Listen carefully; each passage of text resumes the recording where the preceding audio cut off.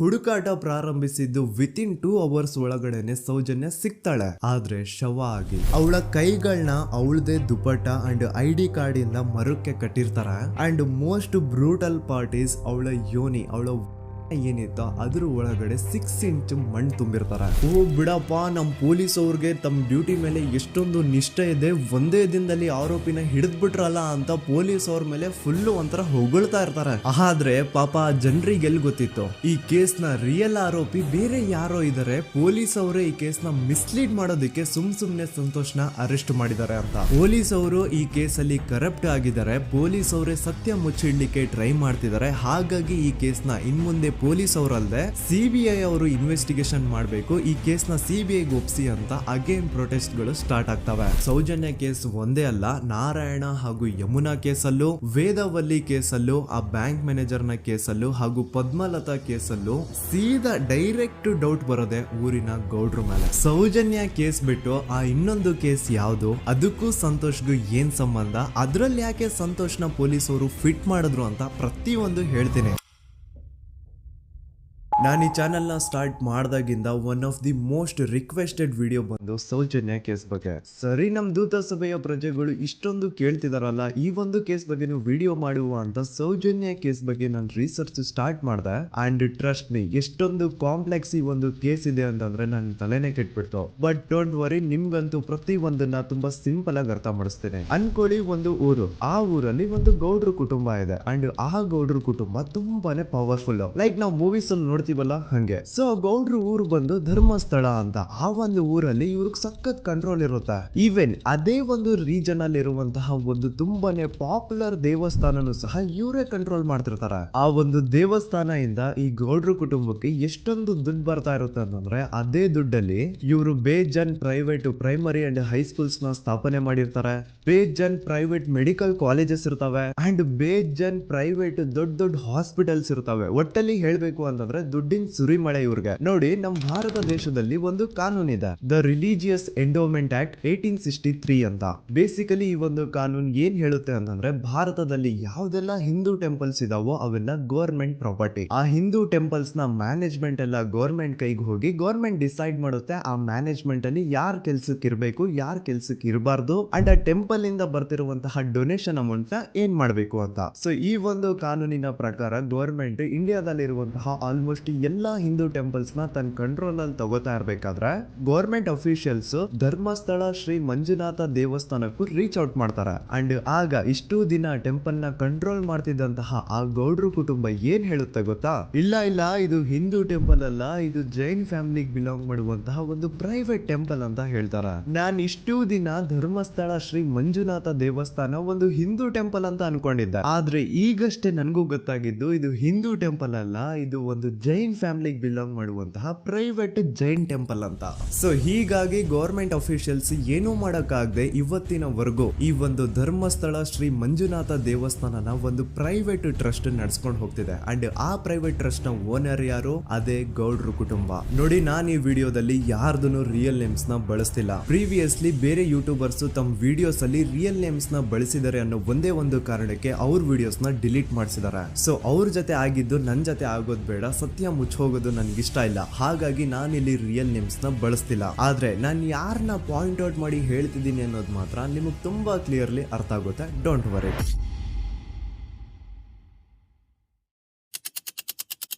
ದಿನಾಂಕ 9/10/2012. A very normal day for everyone except Soujanya.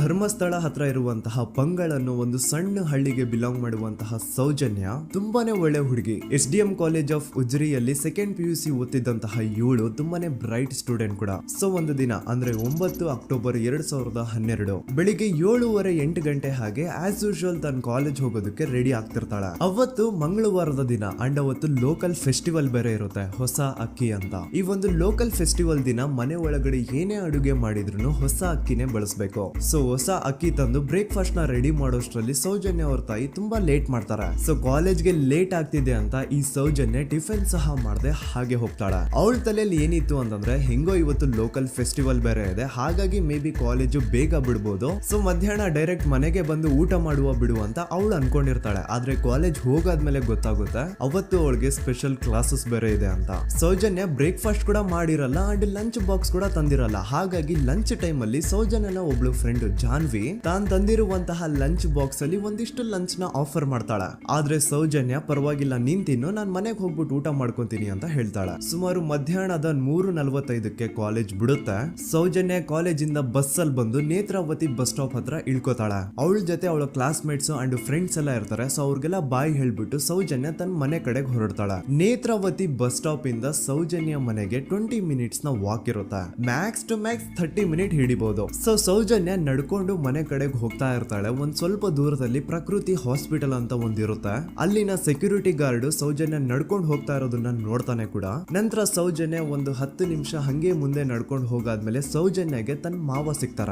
ಅವರು ಸೌಜನ್ಯನ ನೋಡಿ ಮಾತಾಡಿಸ್ತಾರೆ. ಯಾಕಮ್ಮ ಕಾಲೇಜಿಂದ ಇಷ್ಟು ಲೇಟ್ ಬರ್ತಿದೀಯಾ ಅಂತ ಕೇಳ್ತಾರ. ಆಗ ಸೌಜನ್ಯ ಇಲ್ಲ ಮಾವ, ಕಾಲೇಜಲ್ಲಿ ಸ್ಪೆಷಲ್ ಕ್ಲಾಸ್ ಇತ್ತು ಹಾಗಾಗಿ ಲೇಟ್ ಆಗ್ಬಿಡ್ತು ಅಂತ ಹೇಳಿ ಒಂದೆರಡು ಮಾತಾಡಿಸಿ ನಂತರ ತನ್ನ ಮನೆ ಕಡೆಗೆ ತಾನು ಹೊರಡ್ತಾಳ. ಈಗ ಆ ಒಂದು ಪಾಯಿಂಟ್ ಇಂದ ಸೌಜನ್ಯಗೆ ತನ್ನ ಮನೆ ಹೋಗ್ಲಿಕ್ಕೆ 10 ನಿಮಿಷ ಬೇಕು. ಮ್ಯಾಕ್ಸ್ ಟು ಮ್ಯಾಕ್ಸ್ 20 ಮಿನಿಟ್ ಅನ್ಕೊಳ್ಳಿ. 3:45ಕ್ಕೆ ಕಾಲೇಜ್ ಬಿಟ್ರೆ ಅರೌಂಡ್ 4:30ಗೆ ಮನೇಲಿ ಇರ್ಬೇಕಾಗಿದ್ದು ಹುಡುಗಿ 6:30-7 ಗಂಟೆ ಆಗಿದ್ರು ಮನೆಗೆ ಸೇರಿರಲ್ಲ. ಸೊ ಮನೇಲಿ ಸೌಜನ್ಯ ಅವ್ರ ತಾಯಿಗೆ ಟೆನ್ಷನ್ ಸ್ಟಾರ್ಟ್ ಆಗುತ್ತೆ. ಏನಪ್ಪಾ ಈ ಹುಡುಗಿ ಎಷ್ಟೊತ್ತಾದ್ರೂ ಇನ್ನು ಮನೆಗ್ ಬಂದಿಲ್ವಲ್ಲ ಅಂತ. ಸೊ ಅವ್ರೇನ್ ಮಾಡ್ತಾರೆ, ಸೌಜನ್ಯ ಅವ್ರ ತಂದೆ ಕಾಲ್ ಮಾಡ್ಬಿಟ್ಟು ರೀ ಹಿಂಗೆ 3:30-4 ಗಂಟೆಗೆ ಕಾಲೇಜಿಂದ ಮನೆಗ್ ಬರ್ತಿದ್ದಿದ್ ನಮ್ ಹುಡುಗಿ ಇವತ್ತು 7 ಗಂಟೆ ಆದ್ರೂ ಇನ್ನು ಮನೆಗ್ ಬಂದಿಲ್ಲ, ನೀವು ಸ್ವಲ್ಪ ಬೇಗ ಮನೆಗ್ ಬಂದು ವಿಚಾರಿಸಿ ಅಂತ ಗಾಬ್ರಿಲಿ ಹೇಳ್ತಾರ. ಸರಿ ಅಂತ ಸೌಜನ್ಯ ಅವ್ರ ತಂದೆ ಮನೆಗ್ ಬಂದ್ಬಿಟ್ಟು ಸೌಜನ್ಯನ ಫ್ರೆಂಡ್ಸ್ ಕ್ಲಾಸ್ ಮೇಟ್ಸ್ ಯಾರ್ದೆಲ್ಲ ಅವ್ರ ಹತ್ರ ನಂಬರ್ ಇರುತ್ತೋ ಅವ್ರಿಗೆಲ್ಲ ಕಾಲ್ ಮಾಡ್ಬಿಟ್ಟು ಸೌಜನ್ಯ ಬಗ್ಗೆ ಕೇಳ್ತಾರ. ನಮ್ ಹುಡುಗಿ ಏನಾದ್ರೂ ನಿಮ್ ಮನೆಗ್ ಬಂದಿದ್ದಾಳ ಅಮ್ಮ ಅಂತ. ಆದ್ರೆ ಸೌಜನ್ಯನ ಫ್ರೆಂಡ್ಸ್ ಅಂಡ್ ಕ್ಲಾಸ್ ಮೇಟ್ಸ್ ಎಲ್ಲ ಇಲ್ಲ ಅಂಕಲ್ ನಮ್ಮ ಮನೆಗಂತೂ ಸೌಜನ್ಯ ಏನು ಬಂದಿಲ್ಲ, ಅವಳು ಬಸ್ ಸ್ಟಾಪ್ ಇಂದ ಸೀದಾ ನಿಮ್ ಮನೆ ಕಡೆಗೇನೆ ಹೊರಟ್ಲಲ್ವಾ, ಯಾಕೆ ಇನ್ನೂ ಬಂದಿಲ್ವಾ ಅಂತ ಕೇಳ್ತಾರ. ಆಗ ಸೌಜನ್ಯ ಅವ್ರ ತಂದೆ ಇಲ್ಲಮ್ಮ ಬಂದಿಲ್ಲ ಹಾಗಾಗಿನೇ ಕಾಲ್ ಮಾಡಿರೋದು ಅಂತ ಹೇಳಿ ಕಾಲ್ ಕಟ್ ಮಾಡ್ತಾರ. ದೆನ್ ಸೌಜನ್ಯ ಅವ್ರ ತಂದೆ ಸೌಜನ್ಯ ಅವ್ರ ಮಾವ ಕಾಲ್ ಮಾಡ್ತಾರ. ಅಳಿಯ ಎಲ್ಲಿದ್ಯಾ, ನನ್ ಮಗಳು ಇನ್ನು ಮನೆಗ್ ಬಂದಿಲ್ಲ, ನೀನೇನಾದ್ರೂ ಅವಳನ್ನ ನೋಡ್ದ ಅಂತ ಕೇಳ್ತಾರ. ಆ ಕಡೆಯಿಂದ ಅವರು ಸೌಜನ್ಯನ ಮಾವ ಹೇಳ್ತಾರೆ, ಹ್ಞೂ ನಾನ್ ನೋಡ್ದೆ, 4:15 ಹಾಗೆ ಆ ಹುಡುಗಿ ಕಾಲೇಜಿಂದ ಬರ್ಬೇಕಾದ್ರೆ ನನಗ್ ಕಾಣಿಸಿದ್ಲು, ನಾನ್ ಸ್ವಲ್ಪ ಮಾತಾಡ್ದೆ ಅವಳ ಹತ್ರ, ಅದಾದ್ಮೇಲೆ ಅವಳು ಮನೆ ಕಡೆ ಹೋದ್ಲಲ್ಲ, ಯಾಕೆ ಇನ್ನೂ ಬಂದಿಲ್ವಾ ಅಂತ ಅವರೇ ಉಲ್ಟಾ ಕ್ವಶನ್ ಕೇಳ್ತಾರ. ಈ ಕಡೆ ಸೌಜನ್ಯ ಅವ್ರ ತಂದೆ ಇಲ್ಲ 7 ಗಂಟೆ ಆದ್ರೂ ಮಗು ಇನ್ನು ಮನೆಗ್ ಬಂದಿಲ್ಲ, ನಮ್ಗೆ ಯಾಕೋ ತುಂಬಾ ಗಾಬರಿ ಆಗ್ತಿದೆ, ನೀನೊಂದ್ ಕೆಲ್ಸ ಮಾಡು, ನಮ್ಮವ್ರನ್ನೆಲ್ಲ ಸೇರ್ಸು, ಎಲ್ರೂ ಸೇರಿ ಹುಡುಕುವ ಅವಳನ್ನ ಅಂತ ಸುಮಾರು ರಾತ್ರಿ 7 ಗಂಟೆಯಿಂದ ಹಿಡಿದು 11 ಗಂಟೆವರೆಗೂ ಸೌಜನ್ಯನ ಮನೆಯವರು ಅಂಡ್ ಊರಿನ ಜನ 200-300 ಜನ ಸೇರ್ಕೊಂಡು ಸೌಜನ್ಯನ ಹುಡುಕ್ತಾರೆ. ಆದ್ರೆ ಸೌಜನ್ಯನ ಒಂದು ಸುಳಿವು ಸಿಗಲ್ಲ. ಸೊ ಕೊನೆಗೆ ಸಹಾಯ ಕೇಳ್ತಾ ರಾತ್ರಿ 11 ಗಂಟೆ ಹಾಗೆ ಸೌಜನ್ಯನ ತಂದೆ ತಾಯಿ ಅಂಡ್ ಊರಿನ ಜನ ಎಲ್ಲ ಬೆಳ್ತಂಗಡಿ ಪೊಲೀಸ್ ಸ್ಟೇಷನ್ ಹತ್ರ ಹೋಗ್ತಾರ. ಅಲ್ಲಿ ಪೊಲೀಸ್ ಅವ್ರ ಹತ್ರ ಕಾಲೇಜ್ ಹೋಗಿದ್ ನಮ್ ಹುಡುಗಿ ಇಷ್ಟೊತ್ತಾದ್ರೂ ಇನ್ನು ಮನೆಗ್ ಬಂದಿಲ್ಲ, ಎಷ್ಟು ಹುಡುಕಿದ್ರು ಸಿಗ್ತಾ ಇಲ್ಲ, ಸೊ ಪ್ಲೀಸ್ ಒಂದು ಮಿಸ್ಸಿಂಗ್ ರಿಪೋರ್ಟ್ ನ ಫೈಲ್ ಮಾಡಿ ನಮ್ ಹುಡುಗಿನ ಹುಡುಕೊಡಿ ಅಂತ ಕೇಳ್ಕೊತಾರ. ಆದ್ರೆ ಪೊಲೀಸ್ ಅವರು ಒಪ್ಪಲ್ಲ. ಇಲ್ಲ ಯಾವುದೇ ಪರ್ಸನ್ ಮಿಸ್ಸಿಂಗ್ ಆದ್ರೆ ಆಫ್ಟರ್ 24 ಅವರ್ಸ್ ಆದ್ಮೇಲೆನೆ ರಿಪೋರ್ಟ್ ಫೈಲ್ ಮಾಡಕ್ಕಾಗೋದು. ಸೊ ನೀವ್ ಒಂದ್ ಕೆಲ್ಸ ಮಾಡಿ, ಈಗ ಮನೆಗ್ ಹೋಗಿ ನಾಳೆ ಬೆಳಿಗ್ಗೆವರೆಗೂ ನೋಡಿ, ನಾಳೆ ಬೆಳಿಗ್ಗೆವರೆಗೂ ನಿಮ್ ಮಗಳು ನಿಮ್ ಮನೆಗ್ ಬಂದಿಲ್ಲ ಅಂತಂದ್ರೆ ಆಗ ಬಂದ್ಬಿಟ್ಟು ಮಿಸ್ಸಿಂಗ್ ರಿಪೋರ್ಟ್ ನ ಫೈಲ್ ಮಾಡಿಸಿ ಅಂತ ಹೇಳಿ ಕಳಿಸ್ತಾರ. ಆಗ ಆಲ್ಮೋಸ್ಟ್ ಮಿಡ್ ನೈಟ್ ಆಗಿರೋದ್ರಿಂದ ಅಂಡ್ ಮಳೆ ಬೇರೆ ತುಂಬಾ ಜೋರಾಗಿ ಬರ್ತಾ ಇರುತ್ತೆ. ಸೊ ಈ ಸಿಚುವೇಶನ್ ಅಲ್ಲಿ ಸೌಜನ್ಯನ ಹುಡುಕ್ಲಿಕ್ಕೆ ಆಗಲ್ಲ. ನಾಳೆ ಬೆಳಿಗ್ಗೆ ಸೇರ್ಕೊಂಡು ಅಗೇನ್ ಎಲ್ರು ಸೌಜನ್ಯನ ಹುಡುಕುವ ಅಂತ ಸೌಜನ್ಯನ ಮನೆಯವರು ಅಂಡ್ ಊರಿನ ಜನ ಎಲ್ರು ತಮ್ಮ ಮನೆಗೆ ಹೋಗ್ಬಿಡ್ತಾರ. ನೆಕ್ಸ್ಟ್ ದಿನ ಅಂದ್ರೆ 10 ಅಕ್ಟೋಬರ್ 2012 ಬುಧವಾರದ ದಿನ ಬೆಳಿಗ್ಗೆ 10 ಗಂಟೆ ಹಾಗೆ ಸೌಜನ್ಯನ ಮನೆಯವರು ಅಂಡ್ ಊರಿನ 200-300 ಜನ ಸೇರ್ಕೊಂಡು ಅಗೇನ್ ಸೌಜನ್ಯಗೋಸ್ಕರ ಹುಡುಕಾಟ ಸ್ಟಾರ್ಟ್ ಮಾಡ್ತಾರ. ಹುಡುಕಾಟ ಪ್ರಾರಂಭಿಸಿದ್ದು ವಿತಿನ್ 2 ಅವರ್ಸ್ ಒಳಗಡೆನೆ ಸೌಜನ್ಯ ಸಿಗ್ತಾಳೆ. ಆದ್ರೆ ಶವ ಆಗಿ ಆ 200-300 ಊರಿನ ಜನ ಎಲ್ಲ ಸೇರ್ಕೊಂಡು ಏನ್ ಸೌಜನ್ಯನ ಹುಡುಕ್ತಾ ಇದ್ರು ಅದರಲ್ಲಿ ಯಾರೋ ಒಬ್ರಿಗೆ ಸೌಜನ್ಯನ ಮನೆಯಿಂದ ಕೇವಲ 10 ನಿಮಿಷ ದೂರದಲ್ಲಿರುವಂತಹ ಒಂದು ಹಳ್ಳನ ದಡದಲ್ಲಿ ಸೌಜನ್ಯ ಮೃತದೇಹ ಸಿಗುತ್ತಾ. ಈಗ ಸತ್ತಿರುವಂತಹ ಸೌಜನ್ಯನ ಡೆಡ್ ಬಾಡಿ ಯಾವ ಒಂದು ಕಂಡೀಷನ್ ಅಲ್ಲಿ ಇತ್ತು ಅಂತ ಹೇಳ್ತೀನಿ, ಸ್ವಲ್ಪ ಗಮನ ಇಟ್ಟು ಕೇಳಿಸ್ಕೊಳ್ಳಿ. ಅವಳ ಕೈಗಳನ್ನ ಅವಳದೇ ದುಪಟ್ಟ ಅಂಡ್ ID ಕಾರ್ಡ್ ಇಂದ ಮರಕ್ಕೆ ಕಟ್ಟಿರ್ತಾರ.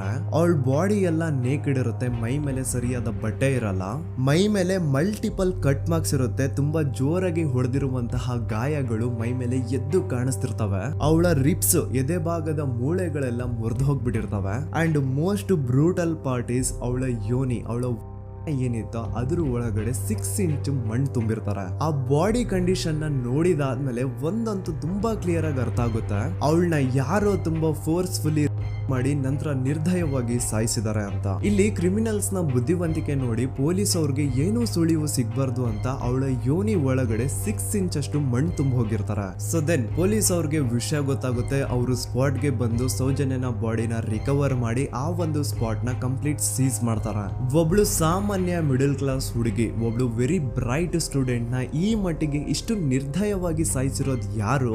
ಇನ್ ಕೇಸ್ ಏನಾದ್ರೂ ಈ ಕ್ರೈಮ್ ಮಾಡಿದವನು ಸಿಕ್ಕಿ ಬಿದ್ರೆ ಅವನ್ನ ಸುಮ್ನೆ ಬಿಡಬಾರ್ದು ಅಂತ ಜನ ಆಕ್ರೋಶ ವ್ಯಕ್ತಪಡಿಸ್ತಾರೆ. ಅಂಡ್ ಗೆಸ್ ವಾಟ್, ನಮ್ ಪೊಲೀಸ್ ಅವರು ಇಷ್ಟೊಂದು ಫಾಸ್ಟ್ ಆಗಿ ಇನ್ವೆಸ್ಟಿಗೇಷನ್ ಕಂಪ್ಲೀಟ್ ಮಾಡ್ತಾರೆ ಅಂತ ನಾನಂತೂ ಎಕ್ಸ್ಪೆಕ್ಟ್ ಮಾಡಿರ್ಲಿಲ್ಲ. ಅಂಡ್ ಈವನ್ ಈ ಒಂದು ವಿಷಯದಿಂದ ಊರಿನ ಜನನು ಶಾಕ್ ಆಗ್ತಾರೆ. ಸೌಜನ್ಯ ಬಾಡಿ ಸಿಕ್ಕಿದ್ದ ನೆಕ್ಸ್ಟ್ ದಿನ ಅಂದ್ರೆ 11 ಅಕ್ಟೋಬರ್ 2012 ಸಂಜೆ 5 ಗಂಟೆ ಹಾಗೆ ಯಾರು ಸೌಜನ್ಯನ ಪಂಡು ಮರ್ಡರ್ ಮಾಡಿದ್ನೋ ಆ ಕ್ರಿಮಿನಲ್ ಕೂಡ ಸಿಕ್ಕಿ ಬೀಳ್ತಾನೆ. ಈಗ ನೀವು ಥಿಂಕ್ ಮಾಡ್ಬೋದು, ಸೌಜನ್ಯನ ಯಾರು ಮರ್ಡರ್ ಮಾಡಿದ್ರು ಅಂಡ್ ಯಾರ ಕ್ರೈಮ್ ನ ಮಾಡಿದ್ರು ಅವನು ನೆಕ್ಸ್ಟ್ ದಿನಾನೇ ಸಿಕ್ಕಿ ಬಿದ್ದ. ಹಾಗಿದ್ರೆ ಈ ಕೇಸ್ ಯಾವಾಗ್ಲೂ ಕ್ಲೋಸ್ ಆಗ್ಬಿಡ್ಬೇಕಿತ್ತು. ಆದ್ರೂ ಸ್ಟಿಲ್ ಇವತ್ತಿನ ದಿನವರೆಗೂ ಯಾಕೆ ಈ ಕೇಸು ಪದೇ ಪದೇ ನ್ಯೂಸ್ ಅಲ್ಲಿ ಬರುತ್ತೆ ಅಂದ್ರೆ, ನಮ್ ದೂತ ಸಭೆಯ ಪ್ರಜೆಗಳೇ ರೆಡಿ ಆಗಿ, ಆರೋಪಿ ಸಿಕ್ಕಾದ್ಮೇಲೆ ಈ ಕೇಸು ಕ್ಲೋಸ್ ಆಗಿಲ್ಲ. ಆಕ್ಚುಲಿ ಈ ಕೇಸು ಓಪನ್ ಆಗಿದ್ದೆ ಈಗ. ನೋಡಿ, ಸೌಜನ್ಯನ ಬಾಡಿ ಸಿಕ್ಕಿದ್ದು ನೆಕ್ಸ್ಟ್ ದಿನ ಅಂದ್ರೆ 11 ಅಕ್ಟೋಬರ್ 2012 PSI ಯೋಗೇಶ್ ಅವರು ಯಾರನ್ನ ಈ ಕೇಸಲ್ಲಿ ಅರೆಸ್ಟ್ ಮಾಡಿದ್ರು ಅಂದ್ರೆ ಆತನ ಹೆಸರು ಬಂದು ಸಂತೋಷ್ ರಾವ್. 28-29 ವಯಸ್ಸಿರುವಂತಹ Santosh Rao first of all ಧರ್ಮಸ್ಥಳದವನು ಅಲ್ವೇ ಅಲ್ಲ, ಅವನು ಶೃಂಗೇರಿ ಅವನು. ಸಂತೋಷ್ ರಾವ್ ನ ತಂದೆ ಸ್ಕೂಲ್ ಟೀಚರು ಅಂಡ್ ತಾಯಿ ಹೌಸ್ ವೈಫ್. ಸಂತೋಷ್ ಮೊದ್ಲಿಂದನೂ ಒಂದ್ ಸ್ವಲ್ಪ ಮೆಂಟಲಿ ಇಲ್ಲಿರೋದ್ರಿಂದ ಅವನಿಗೆ ವಿದ್ಯೆ ಬರಹ ಅನ್ನೋದು ತಲೆಗೆ ಹೋಗಿರಲ್ಲ. ಹಾಗಾಗಿ ಅವನು ಶೃಂಗೇರಿಯಲ್ಲಿ ಒಂದು ಹೋಟೆಲ್ ಅಲ್ಲಿ ಕೆಲಸ ಮಾಡ್ತಿರ್ತಾನೆ. ಮೆಂಟಲಿ ಅನ್ಸ್ಟೇಬಲ್ ಇದ್ರೂ ಸಹ ಈತನಿಗೆ ದೇವ್ರ ಮೇಲೆ ಬಹಳ ನಂಬಿಕೆ ಇರುತ್ತೆ. ಹಾಗಾಗಿ ತಿಂಗಳಿಗೆ ಒಮ್ಮೆ ಆದ್ರೂ, ಅಟ್ಲೀಸ್ಟ್ 2 ತಿಂಗಳಿಗೆ ಒಮ್ಮೆ ಆದ್ರೂ ಈತ ಯಾವ್ದಾದ್ರು ಒಂದು ಪುಣ್ಯಕ್ಷೇತ್ರಕ್ಕೆ ವಿಸಿಟ್ ಮಾಡಿ ಬರ್ತಿರ್ತಾನೆ. ಹಾಗೇನೆ ಈ ಸತಿನೂ ಸಹ ಈತ ಧರ್ಮಸ್ಥಳಕ್ಕೆ ಬಂದಿರ್ತಾನೆ. ಇವನು ಧರ್ಮಸ್ಥಳಕ್ಕೆ ಬಂದಿದ್ದು ದಿನಾಂಕ 9 ಅಕ್ಟೋಬರ್ 2012. ಈ ದಿನಾಂಕನ ಸ್ವಲ್ಪ ನೋಟ್ ಮಾಡಿ ಇಟ್ಕೊಳ್ಳಿ, ಯಾಕಂತಂದ್ರೆ ಮುಂದೆ ಈ ಕೇಸಲ್ಲಿ ಇದೇ ಮೇಜರ್ ಟರ್ನಿಂಗ್ ಪಾಯಿಂಟ್. ಸೊ ಸೌಜನ್ಯನ ಡೆತ್ ಆಗಿಂತ ಒಂದು ದಿನ ಹಿಂದೆ ಧರ್ಮಸ್ಥಳಕ್ಕೆ ಬಂದಿರುವಂತಹ ಸಂತೋಷ್ ರಾವ್ಗೆ ಎಲ್ಲನೂ ಉಳ್ಕೊಳ್ಳಿಕ್ಕೆ ಹೋಟೆಲ್ ಅಲ್ಲಿ ಅಥವಾ ಲಾಡ್ಜ್ ಅಲ್ಲಿ ರೂಮ್ ಸಿಗಲ್ಲ. ರೀಸನ್ ಇಷ್ಟೇ, ಸಂತೋಷ್ ರಾವ್ ನೋಡ್ಲಿಕ್ಕೆ ಸ್ವಲ್ಪ ಮೆಂಟಲಿ ಅನ್ಸ್ಟೇಬಲ್ ಪರ್ಸನ್ ತರ ಇರ್ತಾನೆ. ಅವನ ಅವತಾರ, ಅವನ ವೇಷಭೂಷಣ ಅಷ್ಟು ಸರಿ ಇರಲ್ಲ. ಹಾಗಾಗಿ ಇವನ್ಗೆ ಯಾವುದೇ ಒಂದು ಹೋಟೆಲ್ ಅಲ್ಲಿ ಅಥವಾ ಲಾಡ್ಜ್ ಅಲ್ಲಿ ಎಲ್ಲಿನೂ ರೂಮ್ ಸಿಗಲ್ಲ. ಸೊ ಉಳ್ಕೊಳ್ಳೋಕೆ ಜಾಗ ಸಿಗದೆ ಇವನೇನ್ ಮಾಡ್ತಾನೆ, ಅಲ್ಲೇ ಹತ್ರದಲ್ಲಿರುವಂತಹ ಬಾಹುಬಲಿ ಬೆಟ್ಟಕ್ಕೆ ಹೋಗಿ ಅಲ್ಲಿರುವಂತಹ ಬಾಹುಬಲಿ ಸ್ಟ್ಯಾಚು ಹತ್ರನೇ ಆಶ್ರಯ ತಗೊಳ್ತಾನೆ. ಅಂಡ್ 1-2 ದಿನ ಅವನು ಅಲ್ಲೇ ಉಳ್ಕೋತಾನೆ ಕೂಡ. ಡೇ ಟೈಮ್ ಅಲ್ಲಿ ಧರ್ಮಸ್ಥಳಕ್ಕೆ ಬಂದು ಧರ್ಮಸ್ಥಳ ಶ್ರೀ ಮಂಜುನಾಥ ದೇವಸ್ಥಾನದಲ್ಲಿದ್ದು ಅಲ್ಲೇ ಪ್ರಸಾದ ಊಟ ಎಲ್ಲ ಮಾಡಿ ನಂತರ ನೈಟ್ ಆಗ್ತಿದ್ದಂಗೆ ಬಾಹುಬಲಿ ಬೆಟ್ಟಕ್ಕೆ ಹೋಗಿ ಆ ಸ್ಟ್ಯಾಚು ಹತ್ರನೇ ಮಲ್ಕೊಳ್ತಿರ್ತಾನೆ. ಸೊ ಒಂದು ದಿನ ಅಂದ್ರೆ 11 ಅಕ್ಟೋಬರ್ 2012 ಸಂಜೆ 5 ಗಂಟೆ ಹಾಗೆ ಈ ಸಂತೋಷ್ ರಾವ್ ತನ್ನ ಪಾಡಿಗೆ ತಾನು ಆ ಬೆಟ್ಟದ ಮೇಲೆ ಕೂತ್ಕೊಂಡು ಸೀನರೀಸ್ ನ ಎಂಜಾಯ್ ಮಾಡ್ತಾ ಇರಬೇಕಾದ್ರೆ ಯಾರೋ ಅದೇ ಊರಿನ 5 ಜನ ಕಿಡಿಗೇಡಿಗಳು ಬಂದು ಇವನ ಹತ್ರ ಜಗಳ ತೆಗಿತಾರೆ. ಈ 5 ಜನ ಯಾರು ಅಂತ ನಂತರ ಹೇಳ್ತೇನೆ. ಸೊ ಈ 5 ಜನ ಕಿಡಿಗೇಡಿಗಳು ಸಂತೋಷ್ ರಾವ್ ಹತ್ರ ಜಗಳ ತೆಗೆದು ಅವನ ಅವಾಚ್ಯ ಶಬ್ದಗಳಿಂದ ಬೈದು ಅವನ್ನ ಹೊಡೆದು, ಅಷ್ಟೇ ಸಾಲದೆ ಆ 5 ಜನ ಸಂತೋಷ್ ರಾವ್ನ ಪೊಲೀಸ್ ಸ್ಟೇಷನ್ಗೆ ಎಳ್ಕೊಂಡ್ ಬಂದು ಇವನು ನಾವು ಬಾಹುಬಲಿ ಬೆಟ್ಟಕ್ಕೆ ಅಂತ ಹೋಗಿದ್ರೆ ಅಲ್ಲಿ ನಮ್ಮ ಮೇಲೆ ಅಟ್ಯಾಕ್ ಮಾಡ್ದ, ಇವ್ನು ನೋಡ್ಲಿಕ್ಕೂ ಸಹ ಒಳ್ಳೆ ಸೈಕೋ ಕಿಲ್ಲರ್ ಇದ್ದಂಗಿದಾನೆ, ನಮ್ಗೆ ಯಾಕೋ ನಿನ್ನೆ ನಮ್ಮ ಊರಲ್ಲಿ ನಡೆದಿರುವಂತಹ ಘಟನೆ ಆ ಸೌಜನ್ಯನ ಪಂಡು ಮರ್ಡರ್ ಇವನೇ ಮಾಡಿದಾನೆ ಅಂತ ಡೌಟ್ ಬರ್ತಿದೆ ಅಂತ ಆ 5 ಜನ ಕಿಡಿಗೇಡಿಗಳು ಸಂತೋಷ್ ರಾವ್ನ ಪೊಲೀಸ್ ಅವ್ರ ಹತ್ರ ಹಾಕೊಡ್ತಾರ. ಅಂಡ್ ಪೊಲೀಸ್ ಅವ್ರು ಕೂಡ ಎಂತವ್ರು ನೋಡಿ, ಯಾರೋ 5 ಜನ ಕಿಡಿಗೇಡಿಗಳು ಬಂದು ಇವನೇ ಕೊಲೆ ಮಾಡಿದಾನೆ ಅಂತ ಹೇಳಿದ ತಕ್ಷಣ ಹಿಂದೆ ಮುಂದೆ ಕ್ರಾಸ್ ಚೆಕ್ ಮಾಡದೆ ಸಂತೋಷ್ ರಾವ್ನ ಅರೆಸ್ಟ್ ಮಾಡಿ ಸೌಜನ್ಯ ಕೇಸ್ನ ಆರೋಪಿ ಸಿಕ್ಕಿದಾನೆ ಅಂತ ಎಲ್ಲಾ ಕಡೆ ಘೋಷಣೆ ಮಾಡ್ಬಿಡ್ತಾರ. ಜನರಿಗೆ ಈ ಕಡೆ ಒಂಥರ ನೆಮ್ಮದಿ, ಓ ಬಿಡಪ್ಪ ನಮ್ ಪೊಲೀಸ್ ಅವ್ರಿಗೆ ತಮ್ಮ ಡ್ಯೂಟಿ ಮೇಲೆ ಎಷ್ಟೊಂದು ನಿಷ್ಠೆ ಇದೆ, ಒಂದೇ ದಿನದಲ್ಲಿ ಆರೋಪಿನ ಹಿಡಿದ್ಬಿಟ್ರಲ್ಲ ಅಂತ ಪೊಲೀಸ್ ಅವ್ರ ಮೇಲೆ ಫುಲ್ ಒಂಥರ ಹೊಗಳ್ತಾ ಇರ್ತಾರೆ. ಆದ್ರೆ ಪಾಪ ಜನರಿಗೆ ಎಲ್ಲಿ ಗೊತ್ತಿತ್ತು ಈ ಕೇಸ್ ನ ರಿಯಲ್ ಆರೋಪಿ ಬೇರೆ ಯಾರೋ ಇದಾರೆ, ಪೊಲೀಸ್ ಅವರೇ ಈ ಕೇಸ್ ನ ಮಿಸ್ಲೀಡ್ ಮಾಡೋದಕ್ಕೆ ಸುಮ್ನೆ ಸಂತೋಷ್ ನ ಅರೆಸ್ಟ್ ಮಾಡಿದ್ದಾರೆ ಅಂತ. ಸೊ ಸಂತೋಷ್ ರಾವ್ ಒಂದು ಹುಡುಗಿಯ ರೇಪ್ ಅಂಡ್ ಮರ್ಡರ್ ಕೇಸ್ ಅಲ್ಲಿ ಅರೆಸ್ಟ್ ಆಗಿದ್ದಾನೆ ಅನ್ನೋ ವಿಷಯ ಸಂತೋಷ್ ನ ತಾಯಿಗೆ ಗೊತ್ತಾದಾಗ ಅವ್ರ ಪಾಪ ನೋವಲ್ಲಿ ಕುರ್ಗಿ ಸಾಯ್ತಾರ. ಅಂಡ್ ಇನ್ನು ಅವ್ರ ತಂದೆ ಒಂದು ಕಡೆ ಪಾಪ ಹೆಂಡತಿನ ಕಳ್ಕೊಂಡಿರುವಂತಹ ನೋವು, ಇನ್ನೊಂದು ಕಡೆ ಮಗ ನೋಡಿದ್ರೆ ಯಾವ್ದೋ ಫಾಲ್ಸ್ ಕೇಸ್ ಅಲ್ಲಿ ಅರೆಸ್ಟ್ ಆಗಿದ್ದಾನೆ. ಈ ಕಡೆ ಕೇಸ್ ನ ಇನ್ವೆಸ್ಟಿಗೇಷನ್ ನಡೀತಾ ಇದೆ. ಅಂಡ್ ಇಲ್ಲಿ ನಾನು PSI ಯೋಗೇಶ್ ಅವ್ರ ಬಗ್ಗೆ ಅಂತೂ ಮೆನ್ಷನ್ ಮಾಡ್ಲೇಬೇಕು. ಈ ಪೊಲೀಸ್ ಆಫೀಸರು ಗೊತ್ತಿದ್ದು ಈ ತಪ್ಪನ ಮಾಡಿದ್ರು ಅಥವಾ ಗೊತ್ತಿಲ್ದೇನೆ ಈ ತಪ್ಪನ ಮಾಡಿದ್ರು ನನ್ಗಂತೂ ಗೊತ್ತಿಲ್ಲ.